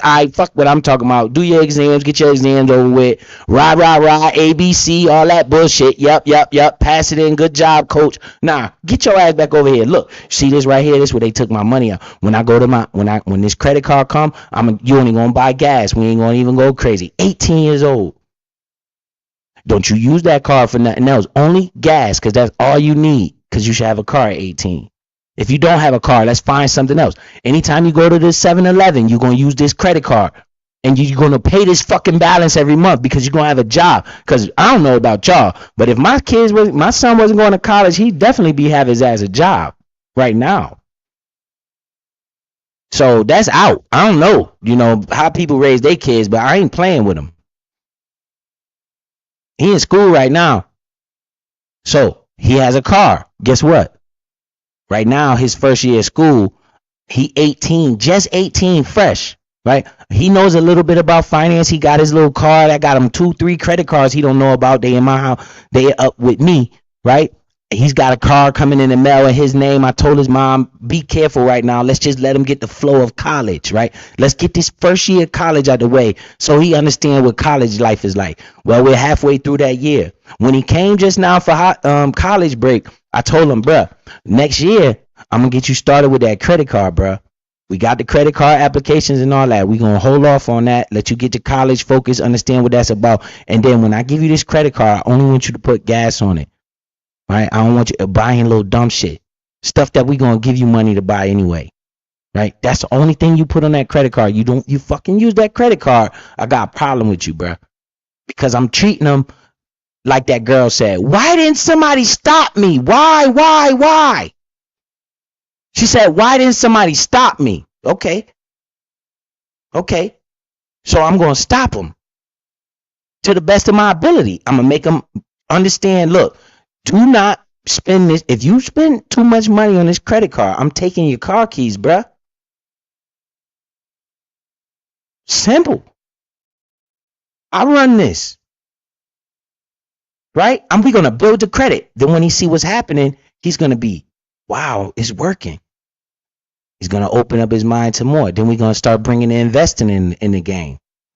Especially once he get out of school and start working, right? Every time he come around me, I'm showing him my portfolio every time. He 18, my daughter 14. She's watching the same shit because we talking about this all the time. Not 24/7, but anytime I feel like it, I'm talking about it.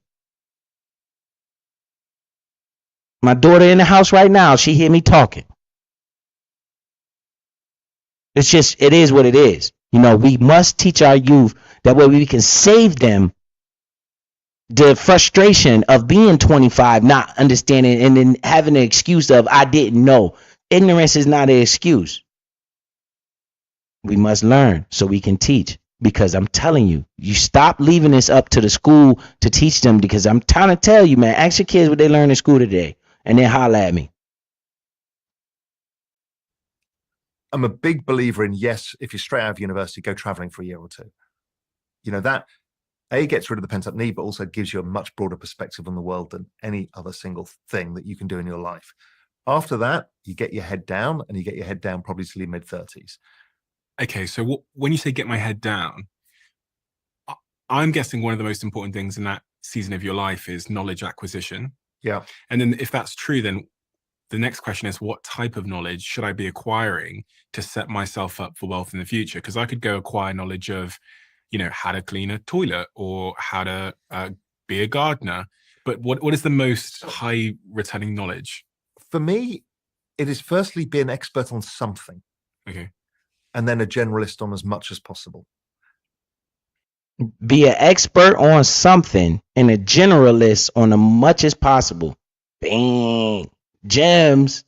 Tell your kids this. You must be an expert at something, because I know what he's probably going to say here. If you're an expert at something, that means you're making money off of it. Right. Be that expert, because somebody will pay you for that. At least for the time being. I knew you were going to say how that. the world may change in the future. But for the time being, if you're an expert in whatever it may be, whether it's driving a taxi or whether it's a computer scientist, doesn't matter. Be an expert. Compete with yourself day and night to be the best that you can. Okay? Compete with yourself day and night, not other people. Not watching everybody else's pockets. Not being jealous of everybody, trying to critique everything everybody's fucking doing on this app. No, you must critique yourself. You guys got a pen? Y'all writing this shit down? This is what I'm teaching my children. First, I need income so I could go with the investment. I need to start this when I'm in my 20s. I need to focus on myself and critique myself more than any critic can. And stop worrying about critiquing everybody else. Man, it seems like the grown-ups out here still got some growing up to do, don't it? The grown-ups around got some growing up to do, don't it? At 60 years old, these people acting like this.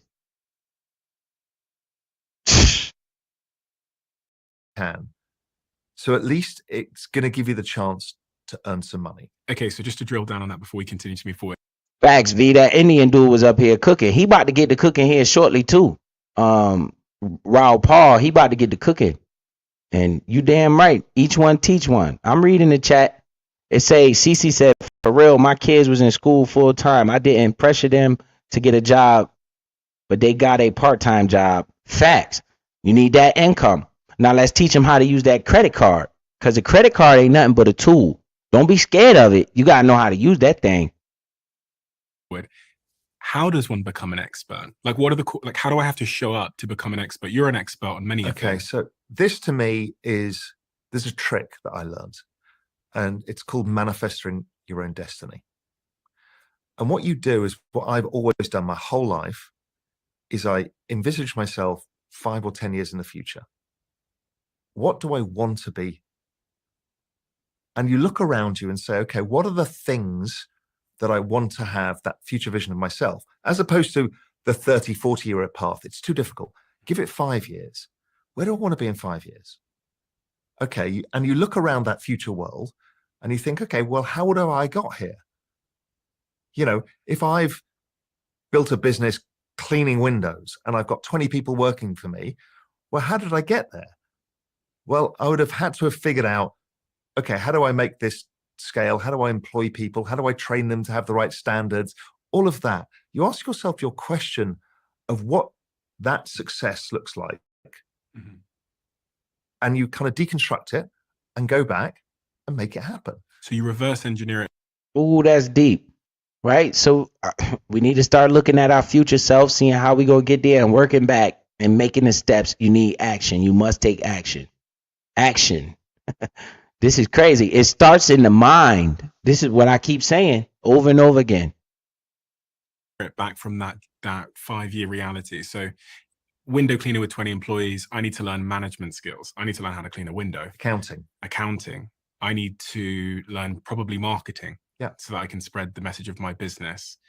I probably need to learn potentially like how to speak, like public speaking, because that's sales. So I need to learn sales. And technology, you know, what solvents, detergents that people are using, what other ways of doing it more efficiently and faster so I can beat the competitor. Now you hear this dude breaking down a window cleaning business, starting off from scratch, backwards. This is crazy. Why we don't think like this? We too busy consumed with what happened with P. Diddy. Everybody in the world looking at R. Kelly, O.J. Simpson.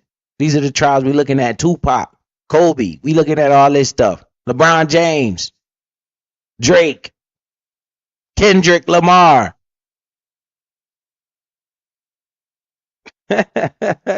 Where is the disconnect? I know, because you don't got time to sit there and watch something like this. This hurts your brain to listen to this, right? Because you've been trained not to listen to this. You think my kids got a problem watching this? Not one bit. You know why? Because I've been doing this since they were small. And they're used to it. So they can sit there and listen to this with no problems. And probably understand a lot what he's saying. And I'm definitely going to have stuff like this playing in my house. Because I care about the future self of my children. Oh, so I might go and work for a big window cleaning company to see how they do it, to try and see the opportunity in what they're not doing. Yeah, or even somebody who manufactures stuff for that sector.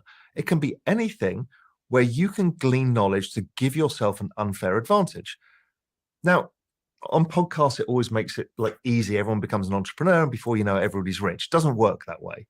But all I'm trying to do is stack the odds in your favor of getting close to that image of your future self. And you can reverse engineer it. So I'm now an expert in whatever. I'm 29 and I'm an expert in window cleaning or whatever it might be. And I'm a generalist in many things. You're saying that's going to enable me to start to build wealth in something so that I can go to the next season of my life? Or... So when you become an expert or when you become good at something, if you're careful in your expenditure, you will produce excess income, right? Because people are going to pay you for your expertise. So if you manage yourself carefully in those first few years, that excess cash, you can then choose what to do with it. Now, maybe you want to build the real business that you wanted to build in the first place, the crazy idea you've had. And if you pay attention to what he's talking about, because now that we don't have all these businesses and stuff like that, and we can't go back in time, I heard him say, with your excess cash. I'm listening, sir. What you saying, sir? Let's run it back a little bit. expertise. So if you manage yourself carefully in those first few years, that excess cash, you can then just then choose what to do with it. Okay, now I picked them back up because I don't got a window cleaning business. I never started a business, none of that. But what about that? What you say about that excess cash? Because I do got an income and I do got excess cash because I do buy a lot of dumb shit. So let me stop all this buying dumb shit. And what I'm supposed to do with this excess cash? Let me hear you one more time. choose what to do with it. Now, maybe you want to build the real business that you wanted to build in the first place, the crazy idea you've had. And if you're in your Okay, so with excess cash, I can build a business that I wanted to be in. Okay, that's one thing you could do with excess cash. What's else? What else? 20s, you can take the risk and blow your savings on that crazy idea. Okay, so he said if you in your 20s, you could take the risk and blow your savings. You understand why I say time is your biggest asset? Because we ain't 20 no more, so I don't want to take no risk and blow my savings. So what should I do with this excess cash, sir? Because you've actually learned how to build a business already by building the one that you started. Or you start investing. What? What?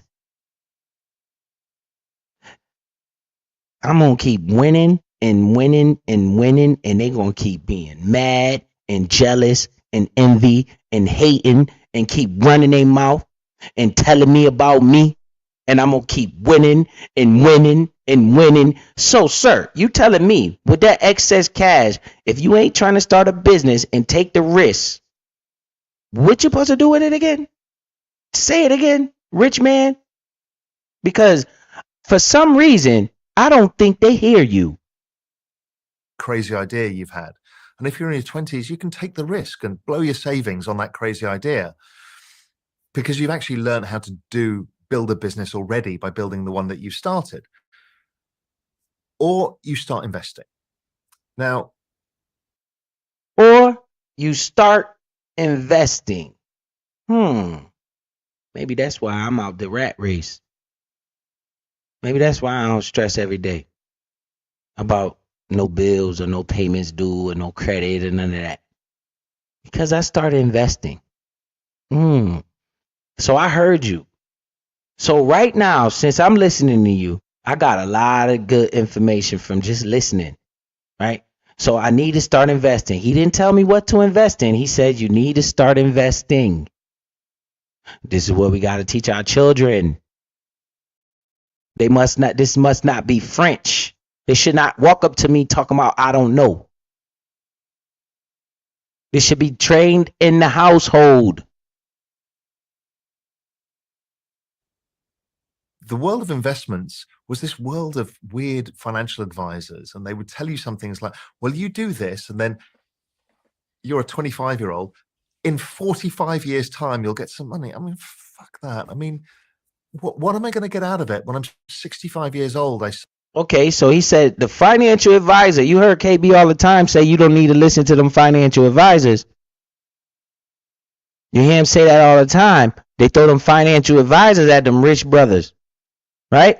Try to get their money from them. The financial advisor job ain't to give you your money back. You hear him say it all the time. So let's listen and hear what we actually hear and not what we think we hear. And stop trying to tell me I'm calling somebody dumb. Get your emotions out of it, you knuckleheads. Let's listen to this man again. World of weird financial. What up, Joe Dante? Appreciate you pulling up.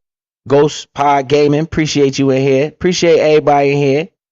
Al Dizzle in the building. What up, Al Dizzle?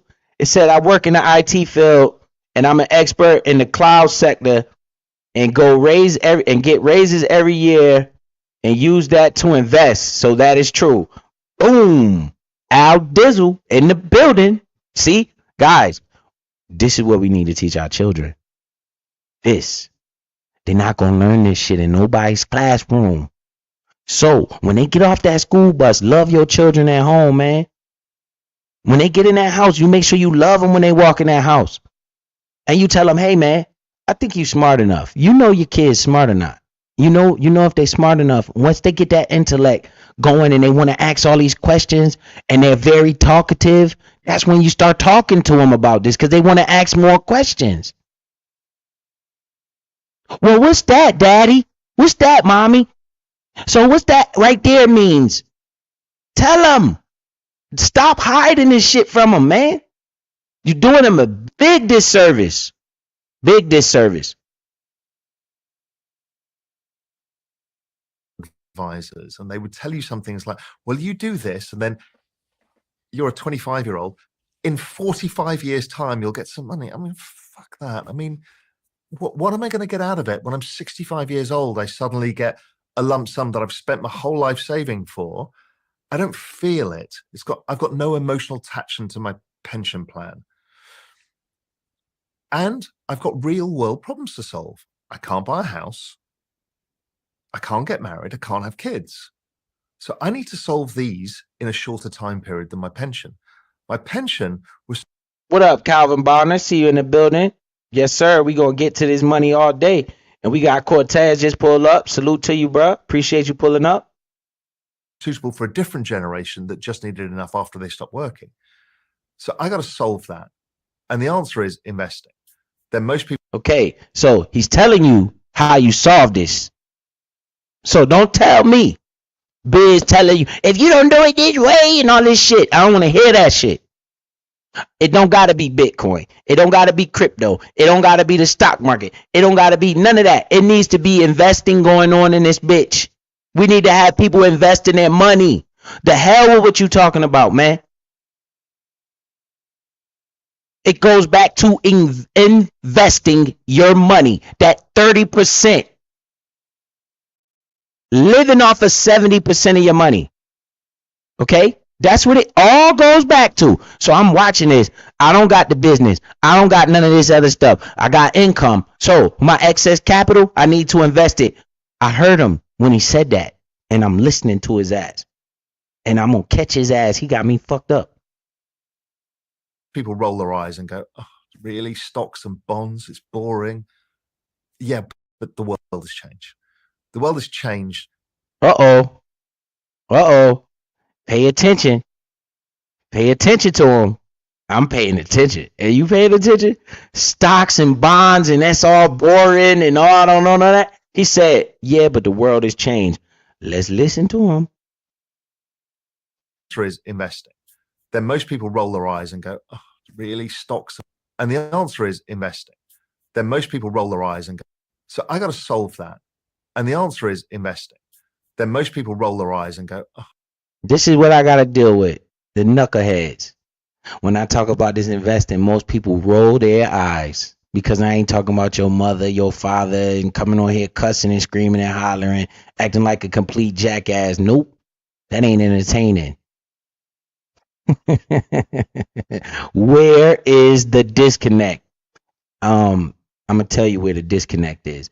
The disconnect is in the household. That's where the disconnect is. It comes right from there. Because once you get older, you stuck in your ways. You ain't trying to hear nobody.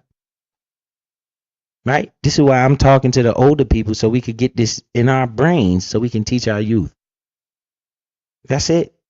I don't care nothing about you. I don't want you to feel no type of way when I say that, not as a person. I care about your life existence, but I don't care nothing about your bank account. When the last time y'all sent me any money to pay my bill? My mortgage $2,100 every month. I want to see people send that shit every month. It don't work like that. Right? I got to stand on my own and pay my own shit. So, with that being said, I'm teaching you this for free for the benefit of you and your family. That's it. I'm not getting nothing out the deal. I am so frustrated at the way this world does this and the way I see our community looking like stupid ass jackasses all the time. They always put us in the media as the stupid ass jackass, right? And the reason why is because they hide the information from us that we desperately need because we on here doing anything for support. We exposing our family. We doing all type of cruddy shit, teaming up with the ops and all type of shit for $1. Maybe if you would have been doing this shit when you was 20, you wouldn't have to subject yourself to this idiocracy that's going on here, if that's a word. Now, let's teach our children, because we already missed the boat, right? We could get a little bit. Our children could get more because they have the biggest asset, which is time. They are fresh 18-year-olds, 20-year-olds, 21-year-olds, fresh into the economy. They got more time than me and you combined. You get it? So when they roll their eyes, this is why they ain't rich. Really? Stocks and bonds? It's boring. Yeah, but the world has changed. The world has The world has changed. changed in many, many ways, but it's offered us opportunities, whether it's investing in technology, investing in crypto, that gives us. Oh boy, he hit me. There you go. Boom, boom. So we got another rich man to add to the list that's rocking with crypto. He said technology and crypto. I seen my boy Al Dizzle in the chat just a while ago. He said he in the IT field. That's tech. Technology and crypto. My son is going to college for cybersecurity. That's tech. Technology and crypto. So we got the AI sector coming around, right?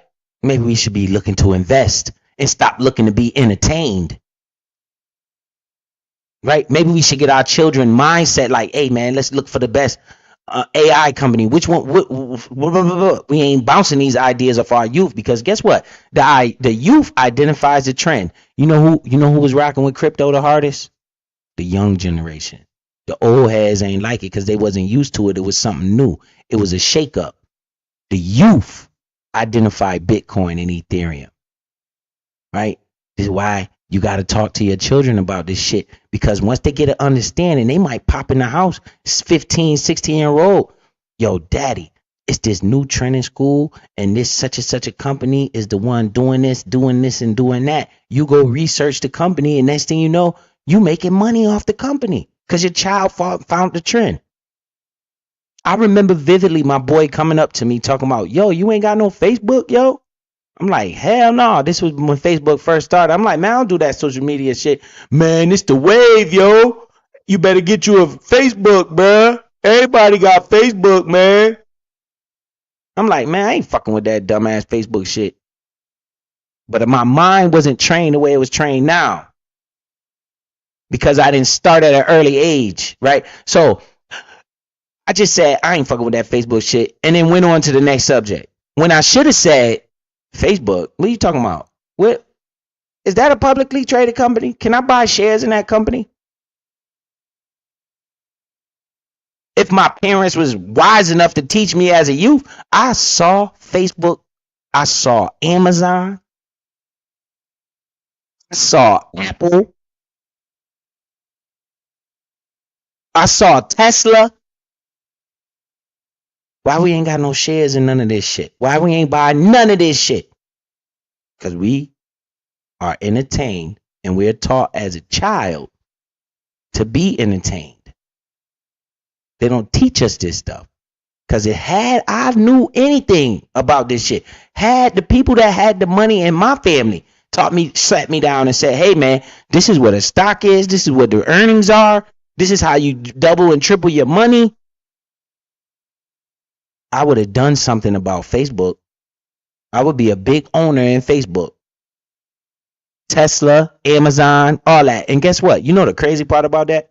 I would never have to work again in my life if I'd have made that investment. And we had multiple. Netflix is another one. Let's Netflix and chill. We want to Netflix and chill. Nigga, when the world was screaming Netflix and chill, we should have been buying Netflix shares.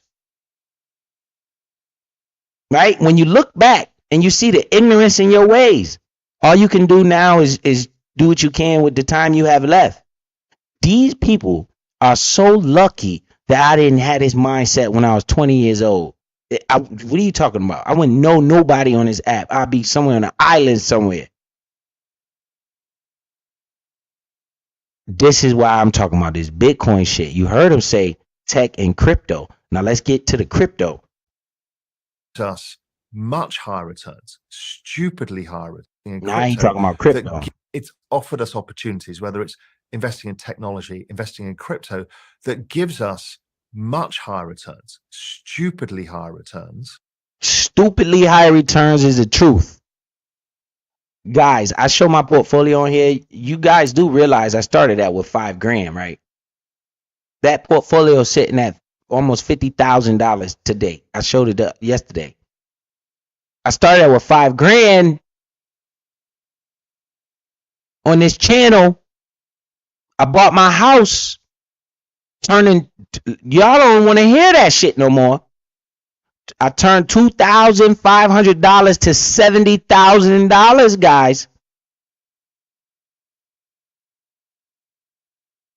That's how I got all of this shit. It is stupidly higher returns. You just have to understand the cycles. And you must get it in your mindset and execute and take action. And then you're going to be like, what? Let me tell you something. The only regret that I have is that I didn't invest more. And I'm telling you right now, your only regret will be that you didn't invest more. If I'd have invested more money, I would have made way more money, right? My only regret is that I didn't invest more money than I did. And I promise you, that would be your only regret too. Remember, it starts in your mind, in your brain, in your thick ass skull. That's where that shit start at. Right there between your two ears. That's where that shit start at. Once you defeat yourself and your bad habits, can't nobody stop you, man. Can't nobody stop you but you. You the one that go use that credit card knowing you ain't got no damn money. Talking about I'll pay back later. Fuck what you talking about, you pay back later. Don't pull that credit card around me talking about you gonna pay back later. I'm gonna look at you. Bruh, put your fucking credit card up, man.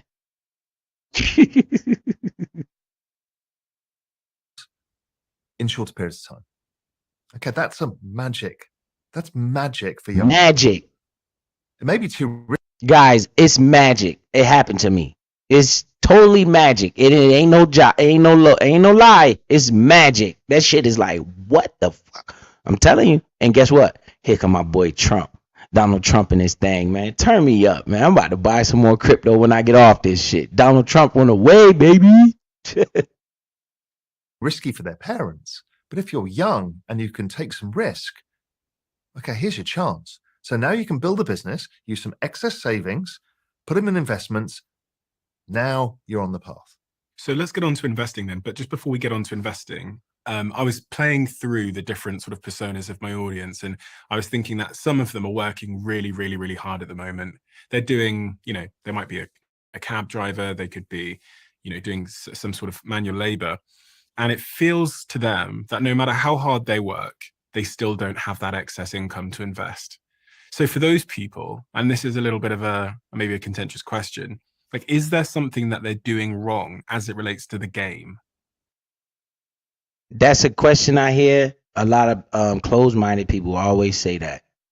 And I don't want to hear it. I don't want to hear that shit. I really don't want to hear that shit. When somebody tell me that, I'll be like, bruh, here we go again. Another one of you. When they say that they don't have no money to invest, I'm like, bruh, stop the cap. What you bought today? Let's talk about that.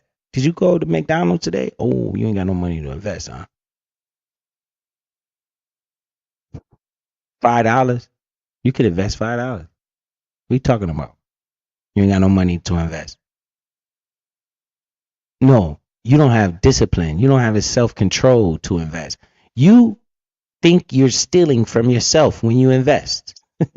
You think you stole from yourself when you did that.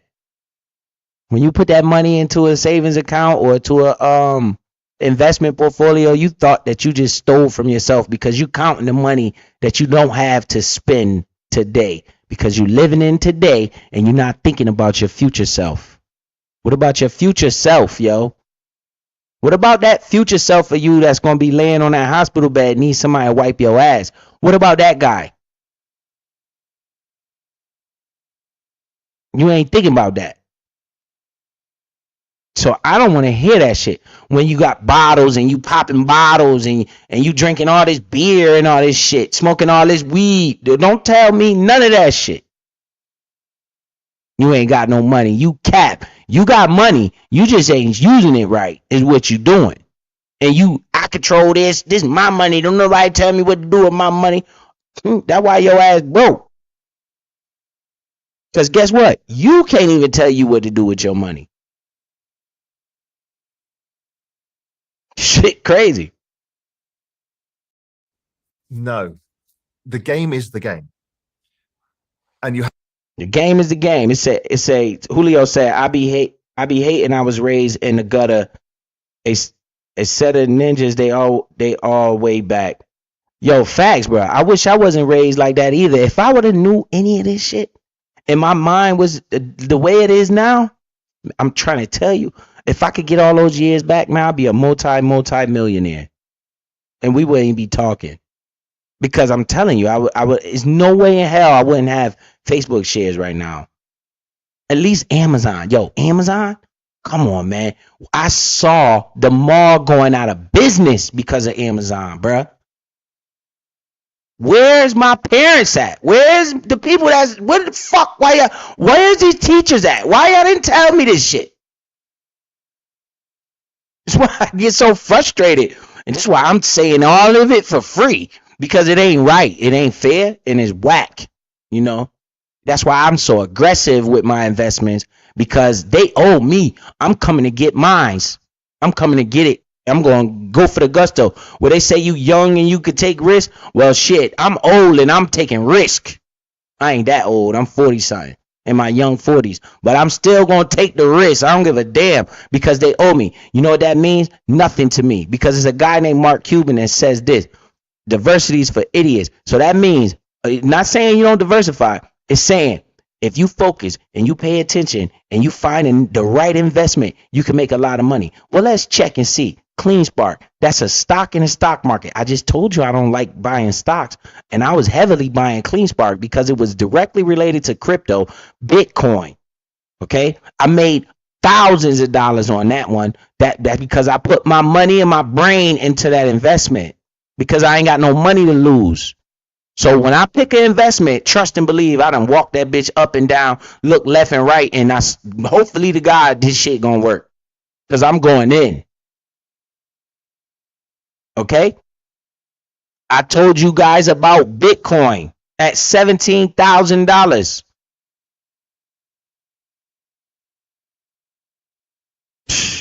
Should have bought it.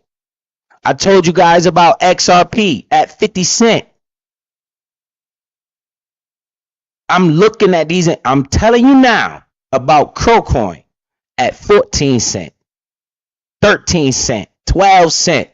Guys, please don't come on here and Crowcoin sitting at 60 cents and you talking about, yo, should I buy it? Oh, if your name ain't new and I seen your ass before, don't just sit there and be quiet. Don't say shit. Act like you got that shit. When the next time I open my portfolio, that shit is over $100,000. Just be quiet. Because I'm talking. The link to crypto.com, if anybody wants to sign up, is at the top of the fucking chat. You can hit that link. You could go to crypto.com. Crypto.com now has stocks on there now.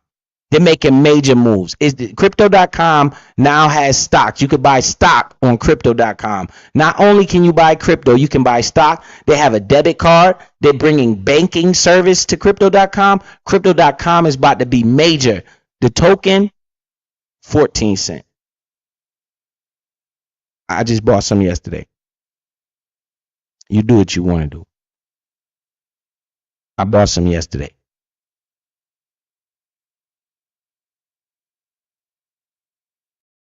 You have to play the game. What up, Miss Chicago? So maybe you don't have thousands to invest. I've seen many people in markets like crypto go from $500 to $500,000. Now, I don't want to hear that I ain't got no money shit. He said he's seen many people go from $500 to $500,000. You know the difference between those people and you? They took action. They ain't cry about what they had. They did what they did what they could do with what they did have. I've seen it too, and I've also seen a lot of people lose a lot of money. The point is, the opportunity is there. That's the point. there's a lot of people who don't either. But all I'm saying is the opportunity is there. You don't need to bet your house. You don't need to have huge savings. You just need to focus on what you're doing, understand how to manage risks a bit, and how to look for opportunities. And it's the self-teaching. Boom. That's what I be doing. What he just said, he just broke it down. And this is the truth. You don't have to bet your house. What I say, throwaway money. You don't hear me up here talking? I say this shit all the time. We use throwaway money, money that we'll waste on dumb shit. That's the money we invest with, right? Takes the emotion out of it. We're not telling you to put your paycheck up here. I'm not telling you to do that. I'm telling you to throw away money, bullshit money you waste on dumb shit. That's investing money. Okay, this is what I'm saying. Listen to this. You don't need to bet your house. You don't need to bet your house. Biz is telling you that all the time. have huge savings. You don't need to have a lot of savings. Okay? You need to use that throwaway money, that money you're wasting on dumb shit every day. That's what you need to be using. You just need to focus on what you're doing. Focus on what you're doing, not these knuckleheads running around here acting like jackasses. I limited that shit. I'm watching a few content creators, man. My shit going all the way down. I start blocking motherfuckers, all type of shit, because they're fogging my mind. I need to be laser focused on where I'm going. If they want to rock with me, they're going to rock with me. They're going to see some bread. If not, fuck them. I don't care about them. They don't mean nothing to me. I got 2 kids. You understand? I'm laser focused. I'm going to get rich while they keep talking about me. They're going to keep running their mouth, and I'm going to keep running up the bag. And that's how it's going. Period. They're going to run the bag, run their mouth about me for $5, $10 in cash apps. And I'm over here trying to run the bag to $1 million. And that's how I'm rocking, man. I'm telling you, I have no time for these knuckleheads. They're going to keep talking about me while I keep winning in real life, though. And that's just the truth. Understand how to manage risks a bit and how to look for opportunities. And understand how to manage risk, how to look for opportunities. Guys, I'm coming on here talking about this shit all the time. I told you the opportunity was Bitcoin, man.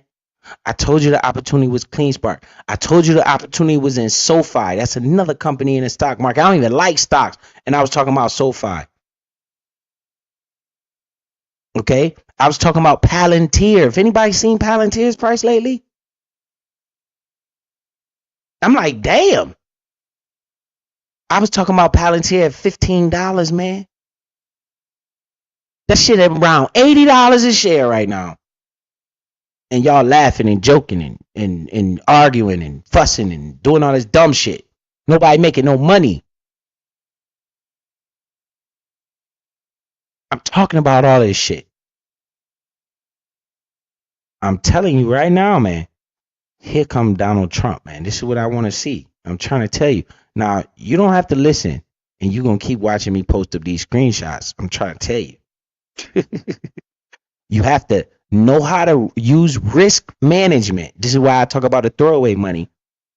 And you have to know how to look for opportunity. This is what I be in this market doing. I'm listening to this dude, and I'm applying this shit. So I can see crypto.com is growing. It's literally one of the fastest growing crypto exchanges. Now they just added stocks. I'm looking at this shit. I'm like, yo, this is it right here. It might not be moving as fast as everything. It might be going slower than everything, but it's still moving, right? And it's giving you more time to put more money in that shit, to get more ownership, right? But look at the foundation a company is building. It's looking crazy to me, right? I'm just watching this shit. I'm like, yo, so you telling me that people could go on crypto.com and buy Apple? Yes. You could buy Microsoft? Yes. You could buy CleanSpark? Yes. You could buy all that shit. Right on crypto.com. They got a debit card. Right? I'm looking at this shit. I'm like, yo, this is the main reason why I buy Crowcoin. Because it's affiliated with that company. And I know that company is going to help boost that price of that token a little bit. Everything I own is for a reason. Everything I own is for a reason. I'm not in the business of giving away nobody nothing. So I'm looking like a motherfucker through this market on what I like. Chainlink. I think I need to do a deep dive into Chainlink because I think that's going to be a good one. Right? We got XRP. What's that got in common with crypto.com? Well, the parent company Ripple is making waves. What is crypto.com doing? They're making waves, okay? Similarities right there. Ethereum is going to start making waves here shortly. And then altcoin season will come. People's face will get melted off. Everybody going to be wanting to buy the top. I'm going to be laughing all the way to the bank. They're going to keep saying, biz, biz, biz. I'm going to say, look at these clowns. And it's the self-teaching is, how do I become that guy who's got a half? It's a facts biz. I only watch certain content creators in this sector. Bruh, I'm telling you, I don't be watching none of them dudes. A lot of them, I'm talking about, I see him on DMD's panel when he went. I don't be looking at tier shit. When I see that shit, it be like the first time I be seeing that shit is literally watching it on DMD shit. I don't watch them clowns, man.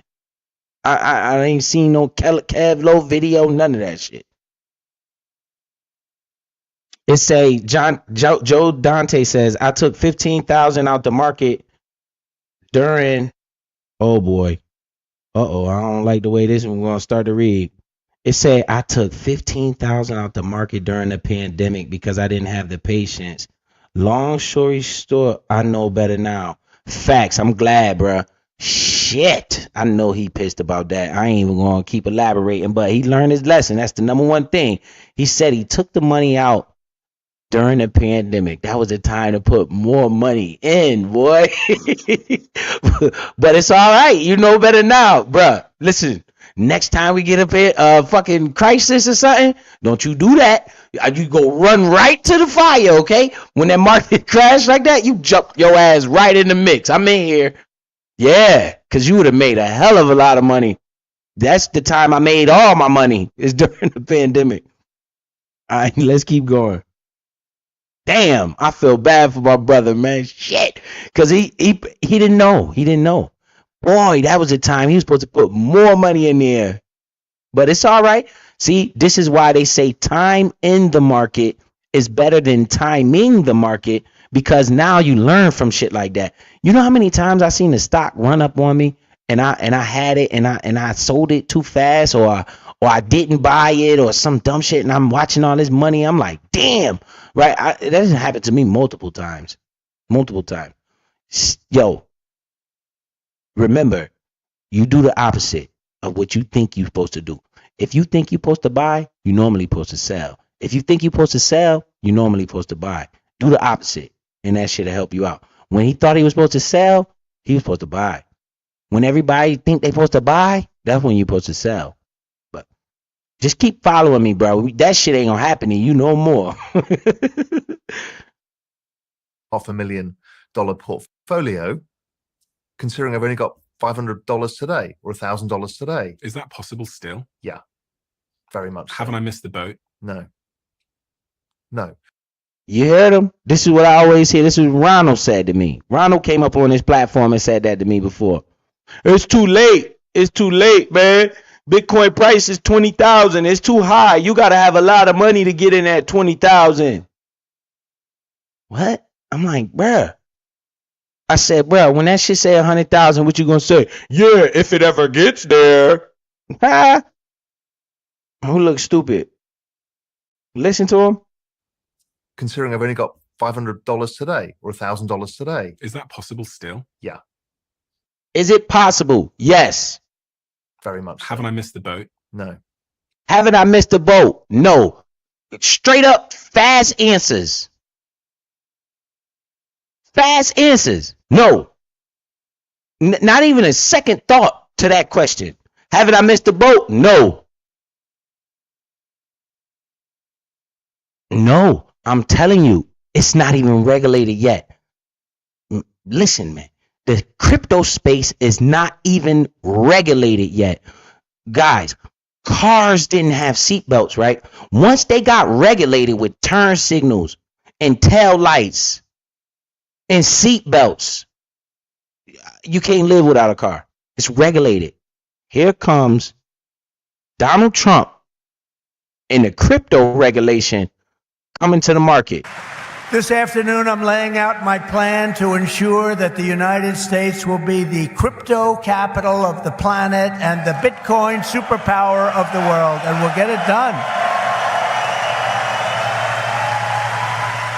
If crypto is going to define the future, I want to be mined, minted, and made in the USA. It's going to be. It's not going to be made anywhere else. And if Bitcoin is going to the moon, as we say, it's going to the moon, I want America to be the nation that leads the way. And that's what's going to happen.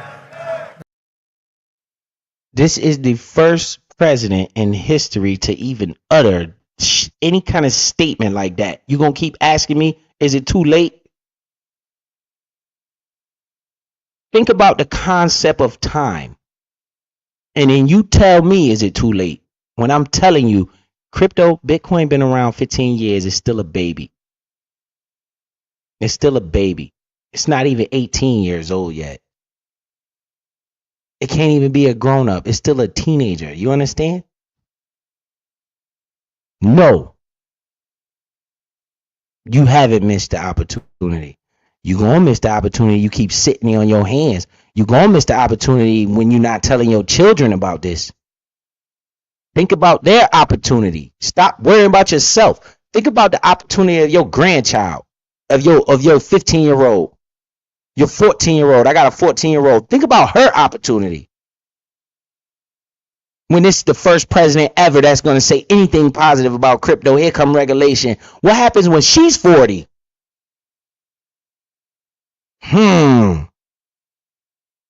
Stop being so selfish. Pay attention to what is going on right in your face. No, it's happening again right now in meme coins. This is fascinating. So he's talking about meme coins now. Now we get into it. It's happening in meme coins. So see, listen, guys, I got Shiba Inu. A lot of people I know got Dogecoin. Dogecoin is the highest meme coin in the world. It's at number 8 on the chart. Meme is something. You understand? It's all about popularity. I'm trying to tell you about how this crypto market works. It's all about popularity. Okay? 90% of these cryptos don't have no type of company backing it. It's just a cryptocurrency. They all meme tokens, if you ask me. Okay? Dogecoin is the number 1 meme coin in the world. What the fuck you think is going to happen when meme coin season come? You think Dogecoin is just going to sit there and look stupid, or is it going to act like it's supposed to act and go crazy with the rest of the meme tokens? And guess what? Shiba Inu was created to be the Dogecoin competitor. It's the number 2 biggest crypto company, biggest meme token in the world. And I got a lot of Shiba Inu because it was called itself the Dogecoin killer. So I'm rocking. If Dogecoin go up, Shiba Inu going up. We rolling. These are meme tokens. You can buy these in the stock market. It's a gamble. But again, the number 1 meme token in the world, the number 2 meme token in the world. I'm not going to get the number 45,000 on the list meme token because my boyfriend over here said, yo, buy this one. Nah, bruh. I'm going with the popularity. Which one is the most popular? Like Pepe, that shit popular, right? So if you want to get into a meme token, you look for popularity. Don't look for something that's risky. You can win like a motherfucker. You can lose everything you got. Know what you investing in. Like he said, you got to know how to look for opportunity. I'm not going to go 500 down the list and look for a meme token, even though I can make a hell of a lot of money if that shit work, right? But what's the chances of it versus me going with maybe the top 5 meme coins in the world, knowing that everybody in the world already know about these Doge tokens and all that shit, right? So my best bet is to go with the biggest ones, the most popular ones. I'm not looking for some brand new coin that just came off the shelf. Now you can make a lot of money. Don't get me wrong. I'm trying to tell you can make a whole lot of money like that, but it's a lot of risk involved with that as well. So just be careful. This is why you have to know how to identify opportunity, like XRP. If you see XRP hit $1.70 to $1.50, no, $1.80 to $1.50, You don't ask me is you should buy it, okay? Don't ask me no shit like that. Because I'm buying it. I'm telling you, I looked at the charts. That's a good spot for it to fall. If it falls, it's going to go right there. I'm going to be buying. Now, if you want to buy XRP right now, that's fine. That's your choice. I've been invested since 50 cents. So I'm looking at the party. I'm watching this like, wow, this is fun. How high can you go? And I already took my money out. You understand? I bought a lot of XRP. So that way, when it ran up like this, I could sell half of it and keep the other half. And let's go. Now I'm free. Clear. Investment made. Good. Whatever I got left is going to run up. If this bitch crashed to $1.50, I'm entering the market and I'm going in there heavy. I'm going in there heavy. Like, you seen them at a poker table talking, push that shit all in? I'm trying to tell you. Because its popularity has come back. XRP is all over the news. It's the popular ones that's going to make the money for you. Better pay attention. People watching this will go, oh, what a bunch of nonsense. These are coins, tokens. We'll talk about blockchain and this later. But these are investments based on a meme. A joke. A joke. Something that grabs attention on the internet. Hold on. I gotta pause that. Let me pause that right there. I like this. I pushed the button too fast because I wanted to catch it. You know what you're looking at right there? Pepe. Okay, that's a meme. Shiba Inu, and these two is Dogecoins. You see this? I just said all of these. I didn't even realize he put this up, but I had to stop it. I got Shiba Inu. That's my boy right there. That's my little joke token.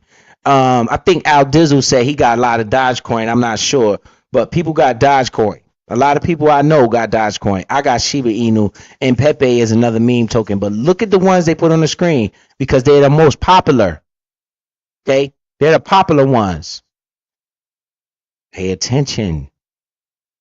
Pay attention.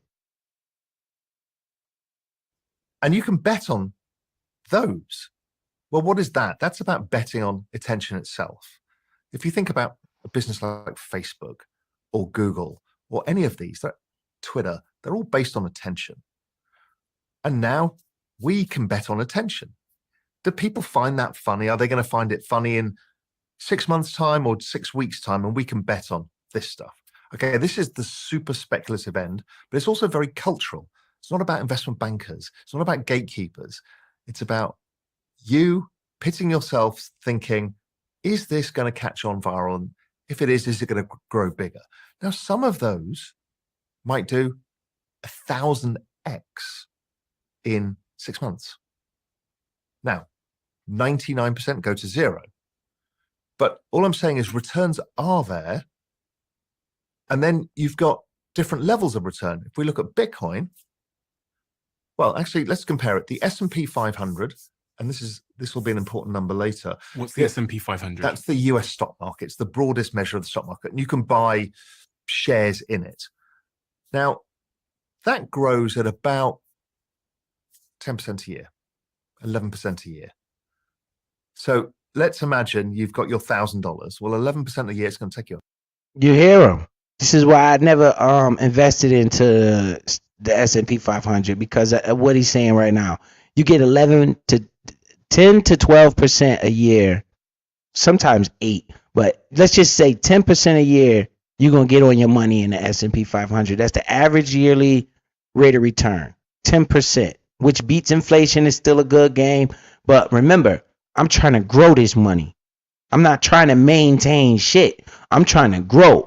I like when he said that 1,000x. My ears light up when I heard that 1,000x. So you telling me I could take this $100 and this dollar and turn it into 1,000? That's 1,000x. So I need them 1,000x. Where that 1,000x at? I'm looking for it, right? So once he's talking about the S&P 500, 10% a year. Listen to what Bitcoin does, because Bitcoin is crushing the S&P 500. All these people that preach the S&P 500, they would have made way more money investing in crypto, but I just let them talk. A fucking long time to make any money, right?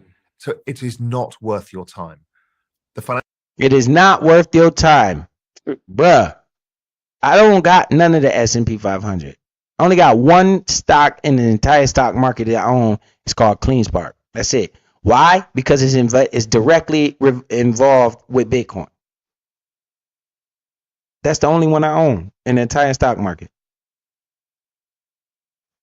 Financial advisors will say, yes, you must do this, start now. I'm like, I'm sorry, it's just not going to change your life. Okay, then we go to technology stocks. NASDAQ does about 18% a year. Okay, that's starting to add up because these numbers compound. So the NASDAQ is the tech stocks that give you about 18% a year. It's a little bit better because, you know, they got the magnificent 7 in that motherfucker. You know, they clicking. Technology. After a while, you know, it goes from 1,000 to 1,200. And then, you know, it's another 20% on top of that, 20%. These numbers add up fast. Bitcoin, since 2011, been 145% a year. 145% a year. And you keep wondering, no, what the fuck is Bitcoin? Man, listen here, man. Where's the disconnect? You know what everybody said on these panels today, though? I guarantee you that shit. Guaranteed. You gonna keep telling me you don't know nothing about no Bitcoin, man? You better stop. 145% a year. You know what you need to do? What you need to be worried about is when that volatility stop. When the world really catch on to Bitcoin and it's only making 20% a year. And them 145% is gone because it ain't gonna keep doing what it's doing. It's gonna be a stop to the multiply effect. Reason why it's multiplying so fast is because it's a baby. Once these big institutions catch on, which they already are doing, just in case you didn't know, okay? Once Tesla and Apple and Amazon and Google can start owning Bitcoin and that shit be regulated, you can forget all them 5,000% increases and all that shit. The volatility will slow down. So let's look for the volatile cryptos is those meme tokens. That's where you still gonna get that money at. You know, so just pay attention, man. Yeah. Even what up, Evo? With it falling 80% 3 times. Oh, Al Dizzle, you said it was Pepe. Oh, I knew it was one of them. I knew you had one of them. In the middle of that. So 145% a year, as long as you're in it long enough, okay, now that's really starting to pay off. And then as you get slightly more speculative, I take a bit more risk in things, well, the returns go up, but they become riskier. So once you start moving into that world, okay, this is a whole different world now. Now the guy with $1,000 can get rich. What about buying a house? Because I think most people think the minute they get some excess income, and no, for sure, when I say most people, it's like 95% of people that walk the streets think that the minute you get some excess income, you should take it and put it in a savings account and buy your first house, get your first mortgage. Now, as a strategy for wealth creation and unfucking your life. All right, now this is what I got to say about that. When I bought my house, it was no way in hell I was going to be able to save $25,000 to buy a house because I had, you know, you still got to live. I got the money for my house through the markets. That's where I got the money from. Through the markets. Okay. So I invested in the market first, grew my money, and then went and bought my house. Because it's something called opportunity cost. If I'd have bought a house, I probably would never been invested. I would have never been able to invest. You got to take your opportunity costs, weigh them against each other. I risk investing first and then buying a house. You know, because when you think about it, if you're living in a house, your house is actually a liability. Only way a house is an asset to you is if somebody else is renting from you. So you got to pay attention to that. Buying a house, especially in this market, is very tricky. You know, you want to buy in the right area, stuff like that. That's all factors when I consider buying my house. I wanted to make sure it was in an area that wasn't that populated, that was growing, because that's how I'm going to get appreciation in my property, right? I didn't want to buy a house smack in the city that's already developed.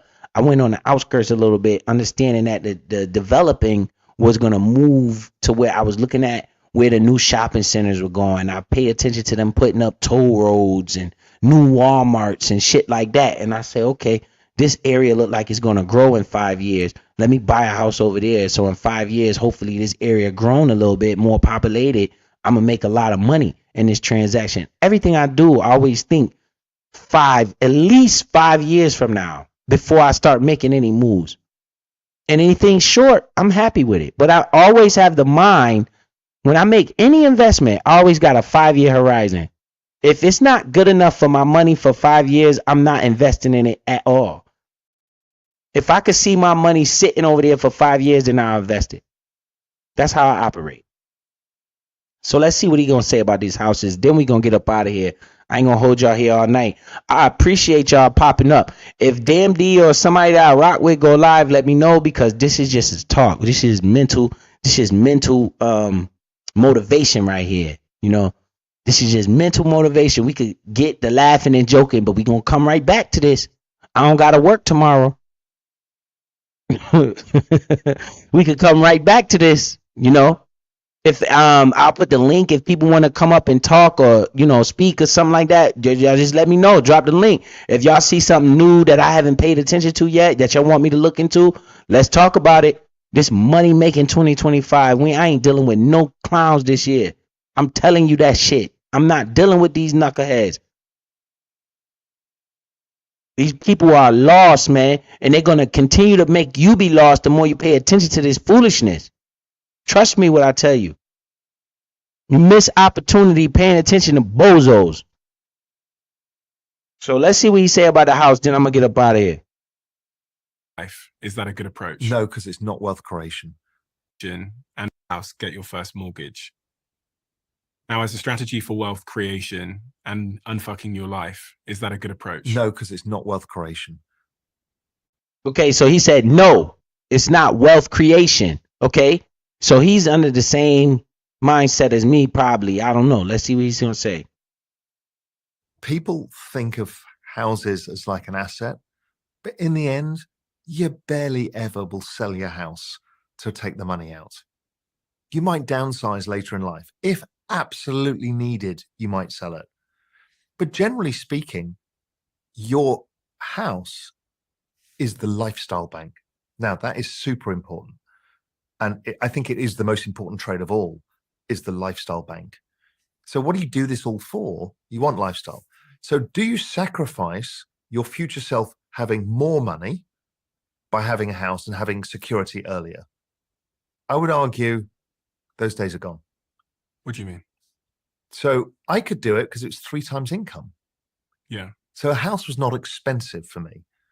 So I could start paying it off a bit sooner, and it became not a big deal. But now your mortgage is likely a huge amount versus your income. You'll spend the rest of your life paying it off. And most of the time you're just paying off the interest. So you're not getting anywhere. Okay, so he's saying because of inflation, because of the way the times change in life, it's better to invest first and then get a house than it is to get the house and then try to start investing, because once you get that house, most of your money will be going towards that house and you will not have that much left over to spend unless you're in a financially lucrative position when you're making good money and you have excess capital. That's what I'm getting out of this, what he's saying right here. Because of inflation, the way the houses are. When he was coming up, it was good to buy the house first. You know, it was good to buy the house first because it was 3 times income. Now the average is about, according to him, around 8 times income, which is a lot. So do you sacrifice buying that house and not having any investments? Because I'm telling you, there's nothing that I ever seen move like my investment portfolio. I'm just telling you, man, some days I'll wake up, that shit say plus $7,000. I'm just like, God damn. I just made $7,000 before I woke up. What the fuck? I've seen that multiple times because I have so much ownership, right? So that's what I'm getting out of what he's saying right there. You don't own that house. Anything goes wrong, the bank takes it away from you. So you've got to get more control of your life. And that is by having savings that are growing. Then you can make the choice. You know, let's say. Okay, he says savings that are growing. Yo, I ain't lying to you. I call my investment portfolio, my savings account on steroids, because I put I put money in that savings account, and I'm talking about that shit just be going dumb. But in my savings account, I use as my actual investment account. That's my savings account, if you understand. Right? I don't have a fucking $20,000 savings account because I understand that's stupid. I probably got $4,000, $5,000 in savings in case of emergency. That's it. All my other money is in the markets. I'm not playing with these people, man. Whatever I got in my checking account is for bills. Whatever's in my savings account is for emergency. Right? And whatever's in my market, that's for savings. That's for that steroids money. I'm trying to double, triple, quadruple over here. You heard? And I done made a killing already, so we're going to keep doing it. That example of the person gone from $1,000 to $500,000. Maybe en route, they say, well, I'm going to take some money off the table and put it in my lifestyle bank, and I'm going to buy a house. Okay, so he talking about me. He said en route, you take money off the table and buy a house. That's exactly what I did. When I ran that money from like 2,500 to 70,000, I took some off the table. I said, yo, I ain't no way in hell I'm not going to buy no house for my kids. I got all this goddamn money. I'm about to buy this house. And that's what I did. But guess what they went to? My credit check, my job verification. You got to have 2 years employment history.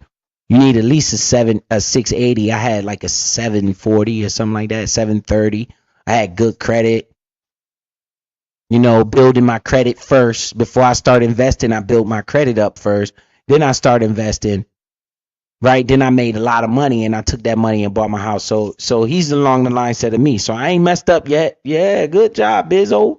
Let me make sure that's what he said, though. I think that's what he said. $1,000 to $500,000. Maybe en route, they say, well, I'm going to take some money off the table and put it in my lifestyle bank. Yes. And I'm going to buy a house. That's what I did. That's what I've done my whole career. That's what I've done. And I find the lifestyle bank, that's the reward. Because now it's like, okay, nobody can take my house away. So if I'm trying to build wealth, buying a house is not a good idea. It's not the best approach to take to build wealth. You're telling me that it's actually not wealth. About psychology and about emotion, the house, and it's not about making myself wealthy. I wanted to read some of the comments that people often post when we talk about these subjects, because I think you're probably the guy to address some of them. I bought a house and it's the best thing I ever did. It launched my mindset in new directions. Remember that having your own space has profound psychological impact and can be life-changing for some that don't live in a healthy environment. I guess that speaks to your point about it being a psychological. But you would also get the same feeling if you rented that was in a nice place and you knew that, you know, your rent was secure, it wasn't going to go up, whatever it was. I don't think there's any difference to that. As long as you can feel that you've got security, you can take risk and do other things. I purchased a house in 2014 and I sold it 7 years later for 66K profit. I've put a large amount of the equity into a financial investment portfolio with my bank, and it's been down 2% since. I also put some money into different shares based on Warren Buffett's strategy, and that's now up 18%. A friend of mine also lost about 30 to 40K on investing in the stock market. You have to be careful. I don't think there's a correct solution. Some house purchases do amazing. This idea that some house purchases do amazing and some people make returns is a sentiment I often see about buying a house. Yes. And, you know, we're here today in the UK. There's a big idea about buying 2 or 3 houses, getting a mortgage, renting them out, using the cash flow to pay for the other one. But that's a lot of people's dream portfolio idea. You know, I've rented out houses in the past. Generally, it's, if you're not in a big city like London, it's generally often a terrible business because you've got to repair them. There's a lot goes on. Headache. Tenants. Yeah. It's, you know, people think it's easy money. I just do nothing and it all makes money. There is no easy money in this world. And there's risk, right? Because that little pyramid of mortgages are all backed by your income being able to pay the mortgage on the first house. If you lose your job, what happens? Then it becomes problematic because if you're losing your job, maybe the economy's slow, and other people are losing their job. And suddenly, before you know it, none of these mortgages are getting paid. And guess what? You don't know any of this stuff. Houses are not a safe investment. They feel safe because the price doesn't go up and down every day. It's not on the screen. It's not on CNBC. But they're illiquid, which means they don't often trade, but sometimes something happens in that equation. Either the price goes down or your ability to pay. All right, when he say it's illiquid, that just means it takes you longer to sell a house than it do for like stock or something. Stock or crypto is very liquid. You could push sell anytime. A house normally doesn't sell that often. You know, it's a big deal when you go sell a house. You normally take you 90 days to 6 months sometimes to sell a house.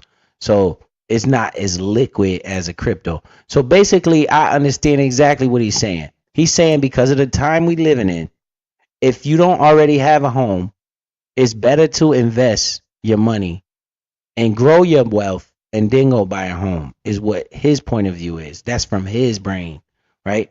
I did the same thing though. So I kind of got that same feeling, like, because I understand people say, yo, I want a house, man. How am I going to get this house? I'm like, bruh, you're going to have to put up at least 10, 20 bands. You're going to have to come up with that. Where you going to get that from?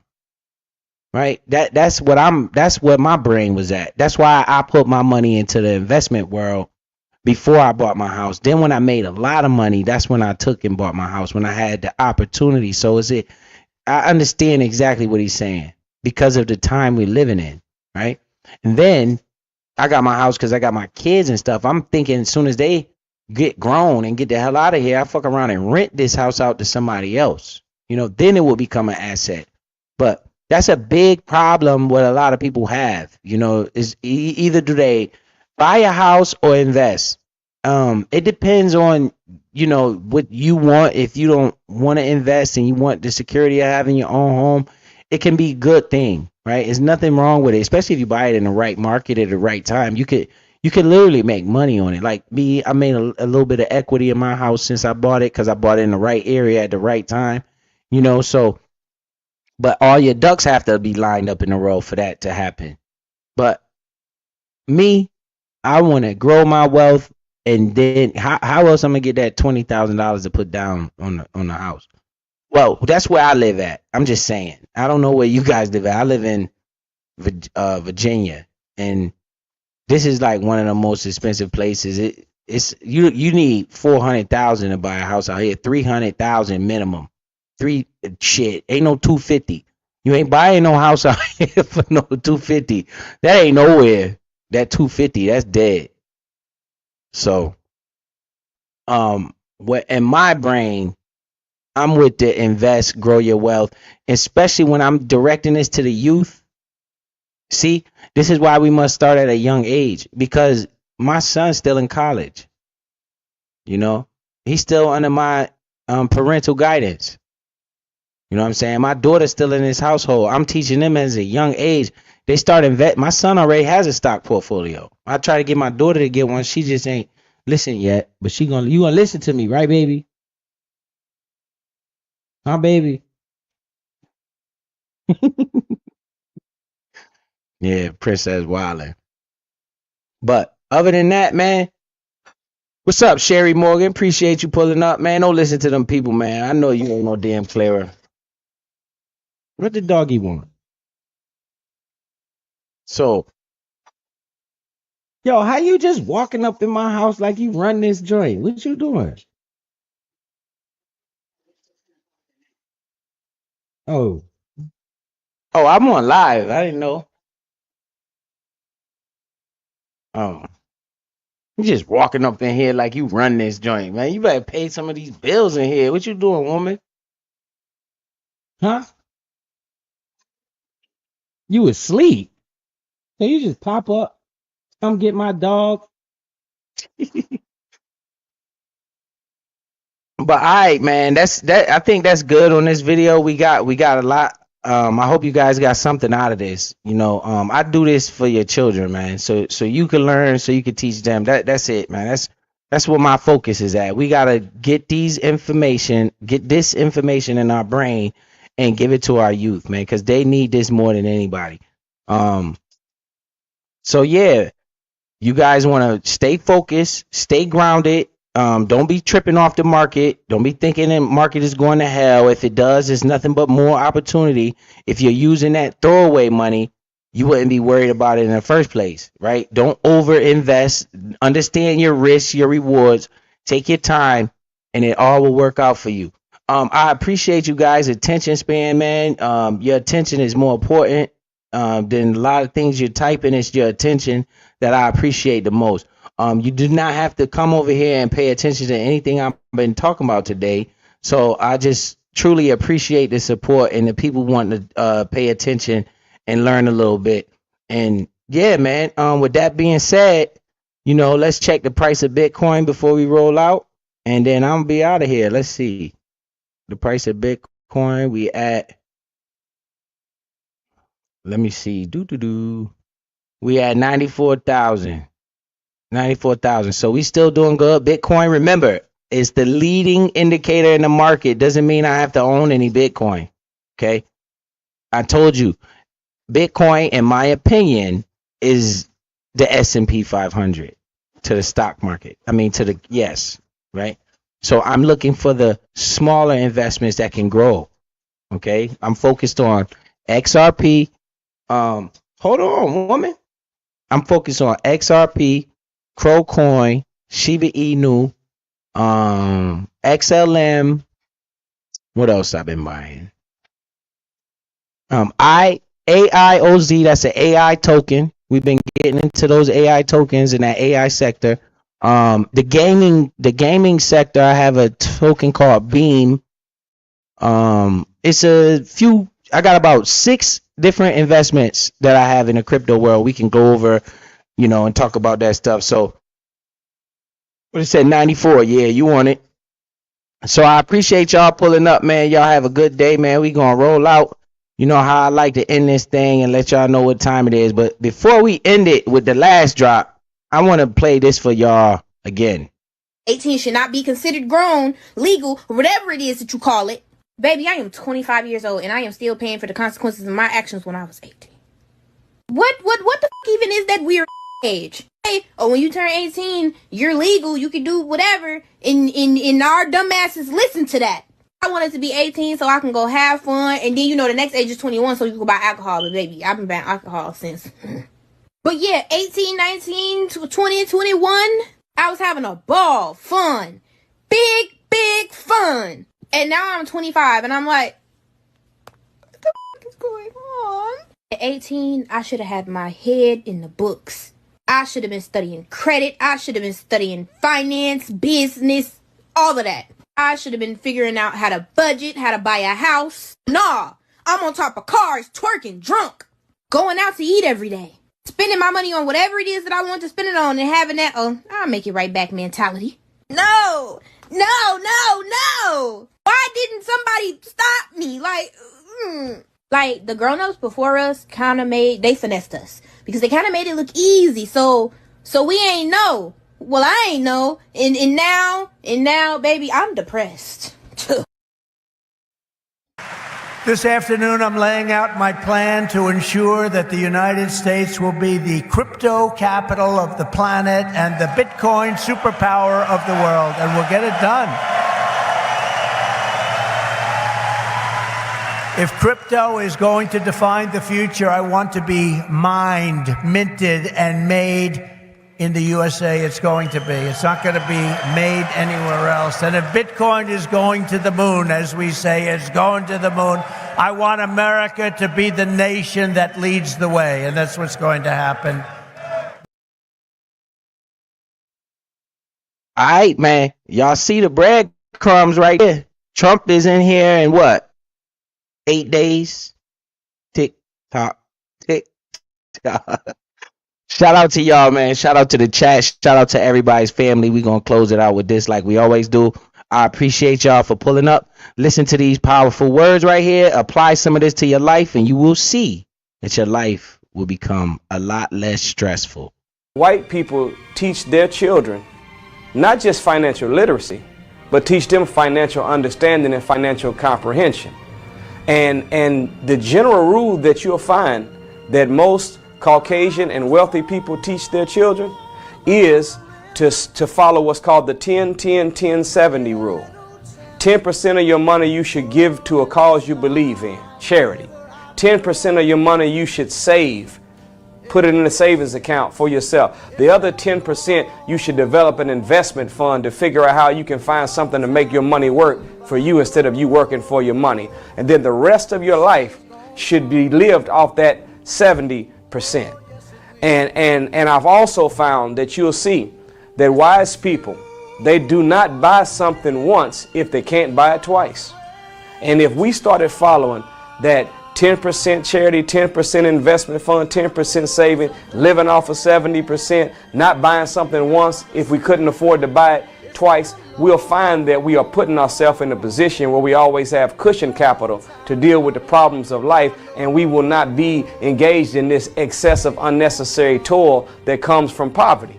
We'll be able to have a freer mind, less stress, and be able to have access to our creativity, find our purpose, fulfill our purpose, and get some real joy and happiness out of life. Hey, man, I appreciate all y'all pulling up, man. Let's go get back into the madness. We got our knowledge for the night. We got C. Childs, appreciate you for the $5. CS, appreciate you for your $5. Ballhead Wayne, I appreciate you for the 10 for the becoming a member. Andre Dubs, shout out to you, big dog. Appreciate the 10 gifted memberships to my channel. And Ballhead Wayne, again, I appreciate your $5 contribution. Hey, man, you guys stay up, stay blessed, stay focused, don't give up. All right, investing is the key to wealth. All right, knowledge is what you lack. You don't lack intelligence. Okay, they lie to you, they trick you, they deceive you, they don't teach you. It's not your fault. All right, stay focused, don't give up. And just for you, in case you forgot, I gotta show you this. Someone is sitting in the shade today because someone planted a tree a long time ago. Let's get to our youth, man. Let's get them understanding this financial stuff, man. Let's put this in their face. Let's not wait for a teacher to do this because they won't. All right? Let's get some trees for our youth so they can sit underneath those trees and be happy. Shout out to all y'all, man. Appreciate y'all. Sassy81, I see you in here. You was in the bushes. Miss Lethal, I already know you in the bushes. Appreciate you. And Angel B in the bushes. She hiding out. I appreciate y'all for y'all attention, man. That's the most important thing. At least you guys gave me some of your time. And for that, I'm appreciative. All right, I'll holler at y'all. And y'all be fearful when others are greedy. All right? And you be greedy only when others are fearful. So, with all these drones flying around, peep me out now. Now I'm in my brain. I'm in my brain now. I'm in that investing thinking. All these drones flying around, all these fires and natural disasters. Will it cause a market crash? If it does, what are you going to do about it? I know what I'm going to do about it. I'm waiting on that income tax check. I pray to God this market crash. You see where my mind going? If the market crash, will I be upset? Absolutely not. I'm going to be excited because Warren Buffett said, be greedy when others are fearful. So, prayers for everybody in Cali, but let's get a catastrophe so I can make some money. Shout out to the chat, man. Shout out to everybody in here. Appreciate y'all. Y'all respect y'all family. One love, man. Holla.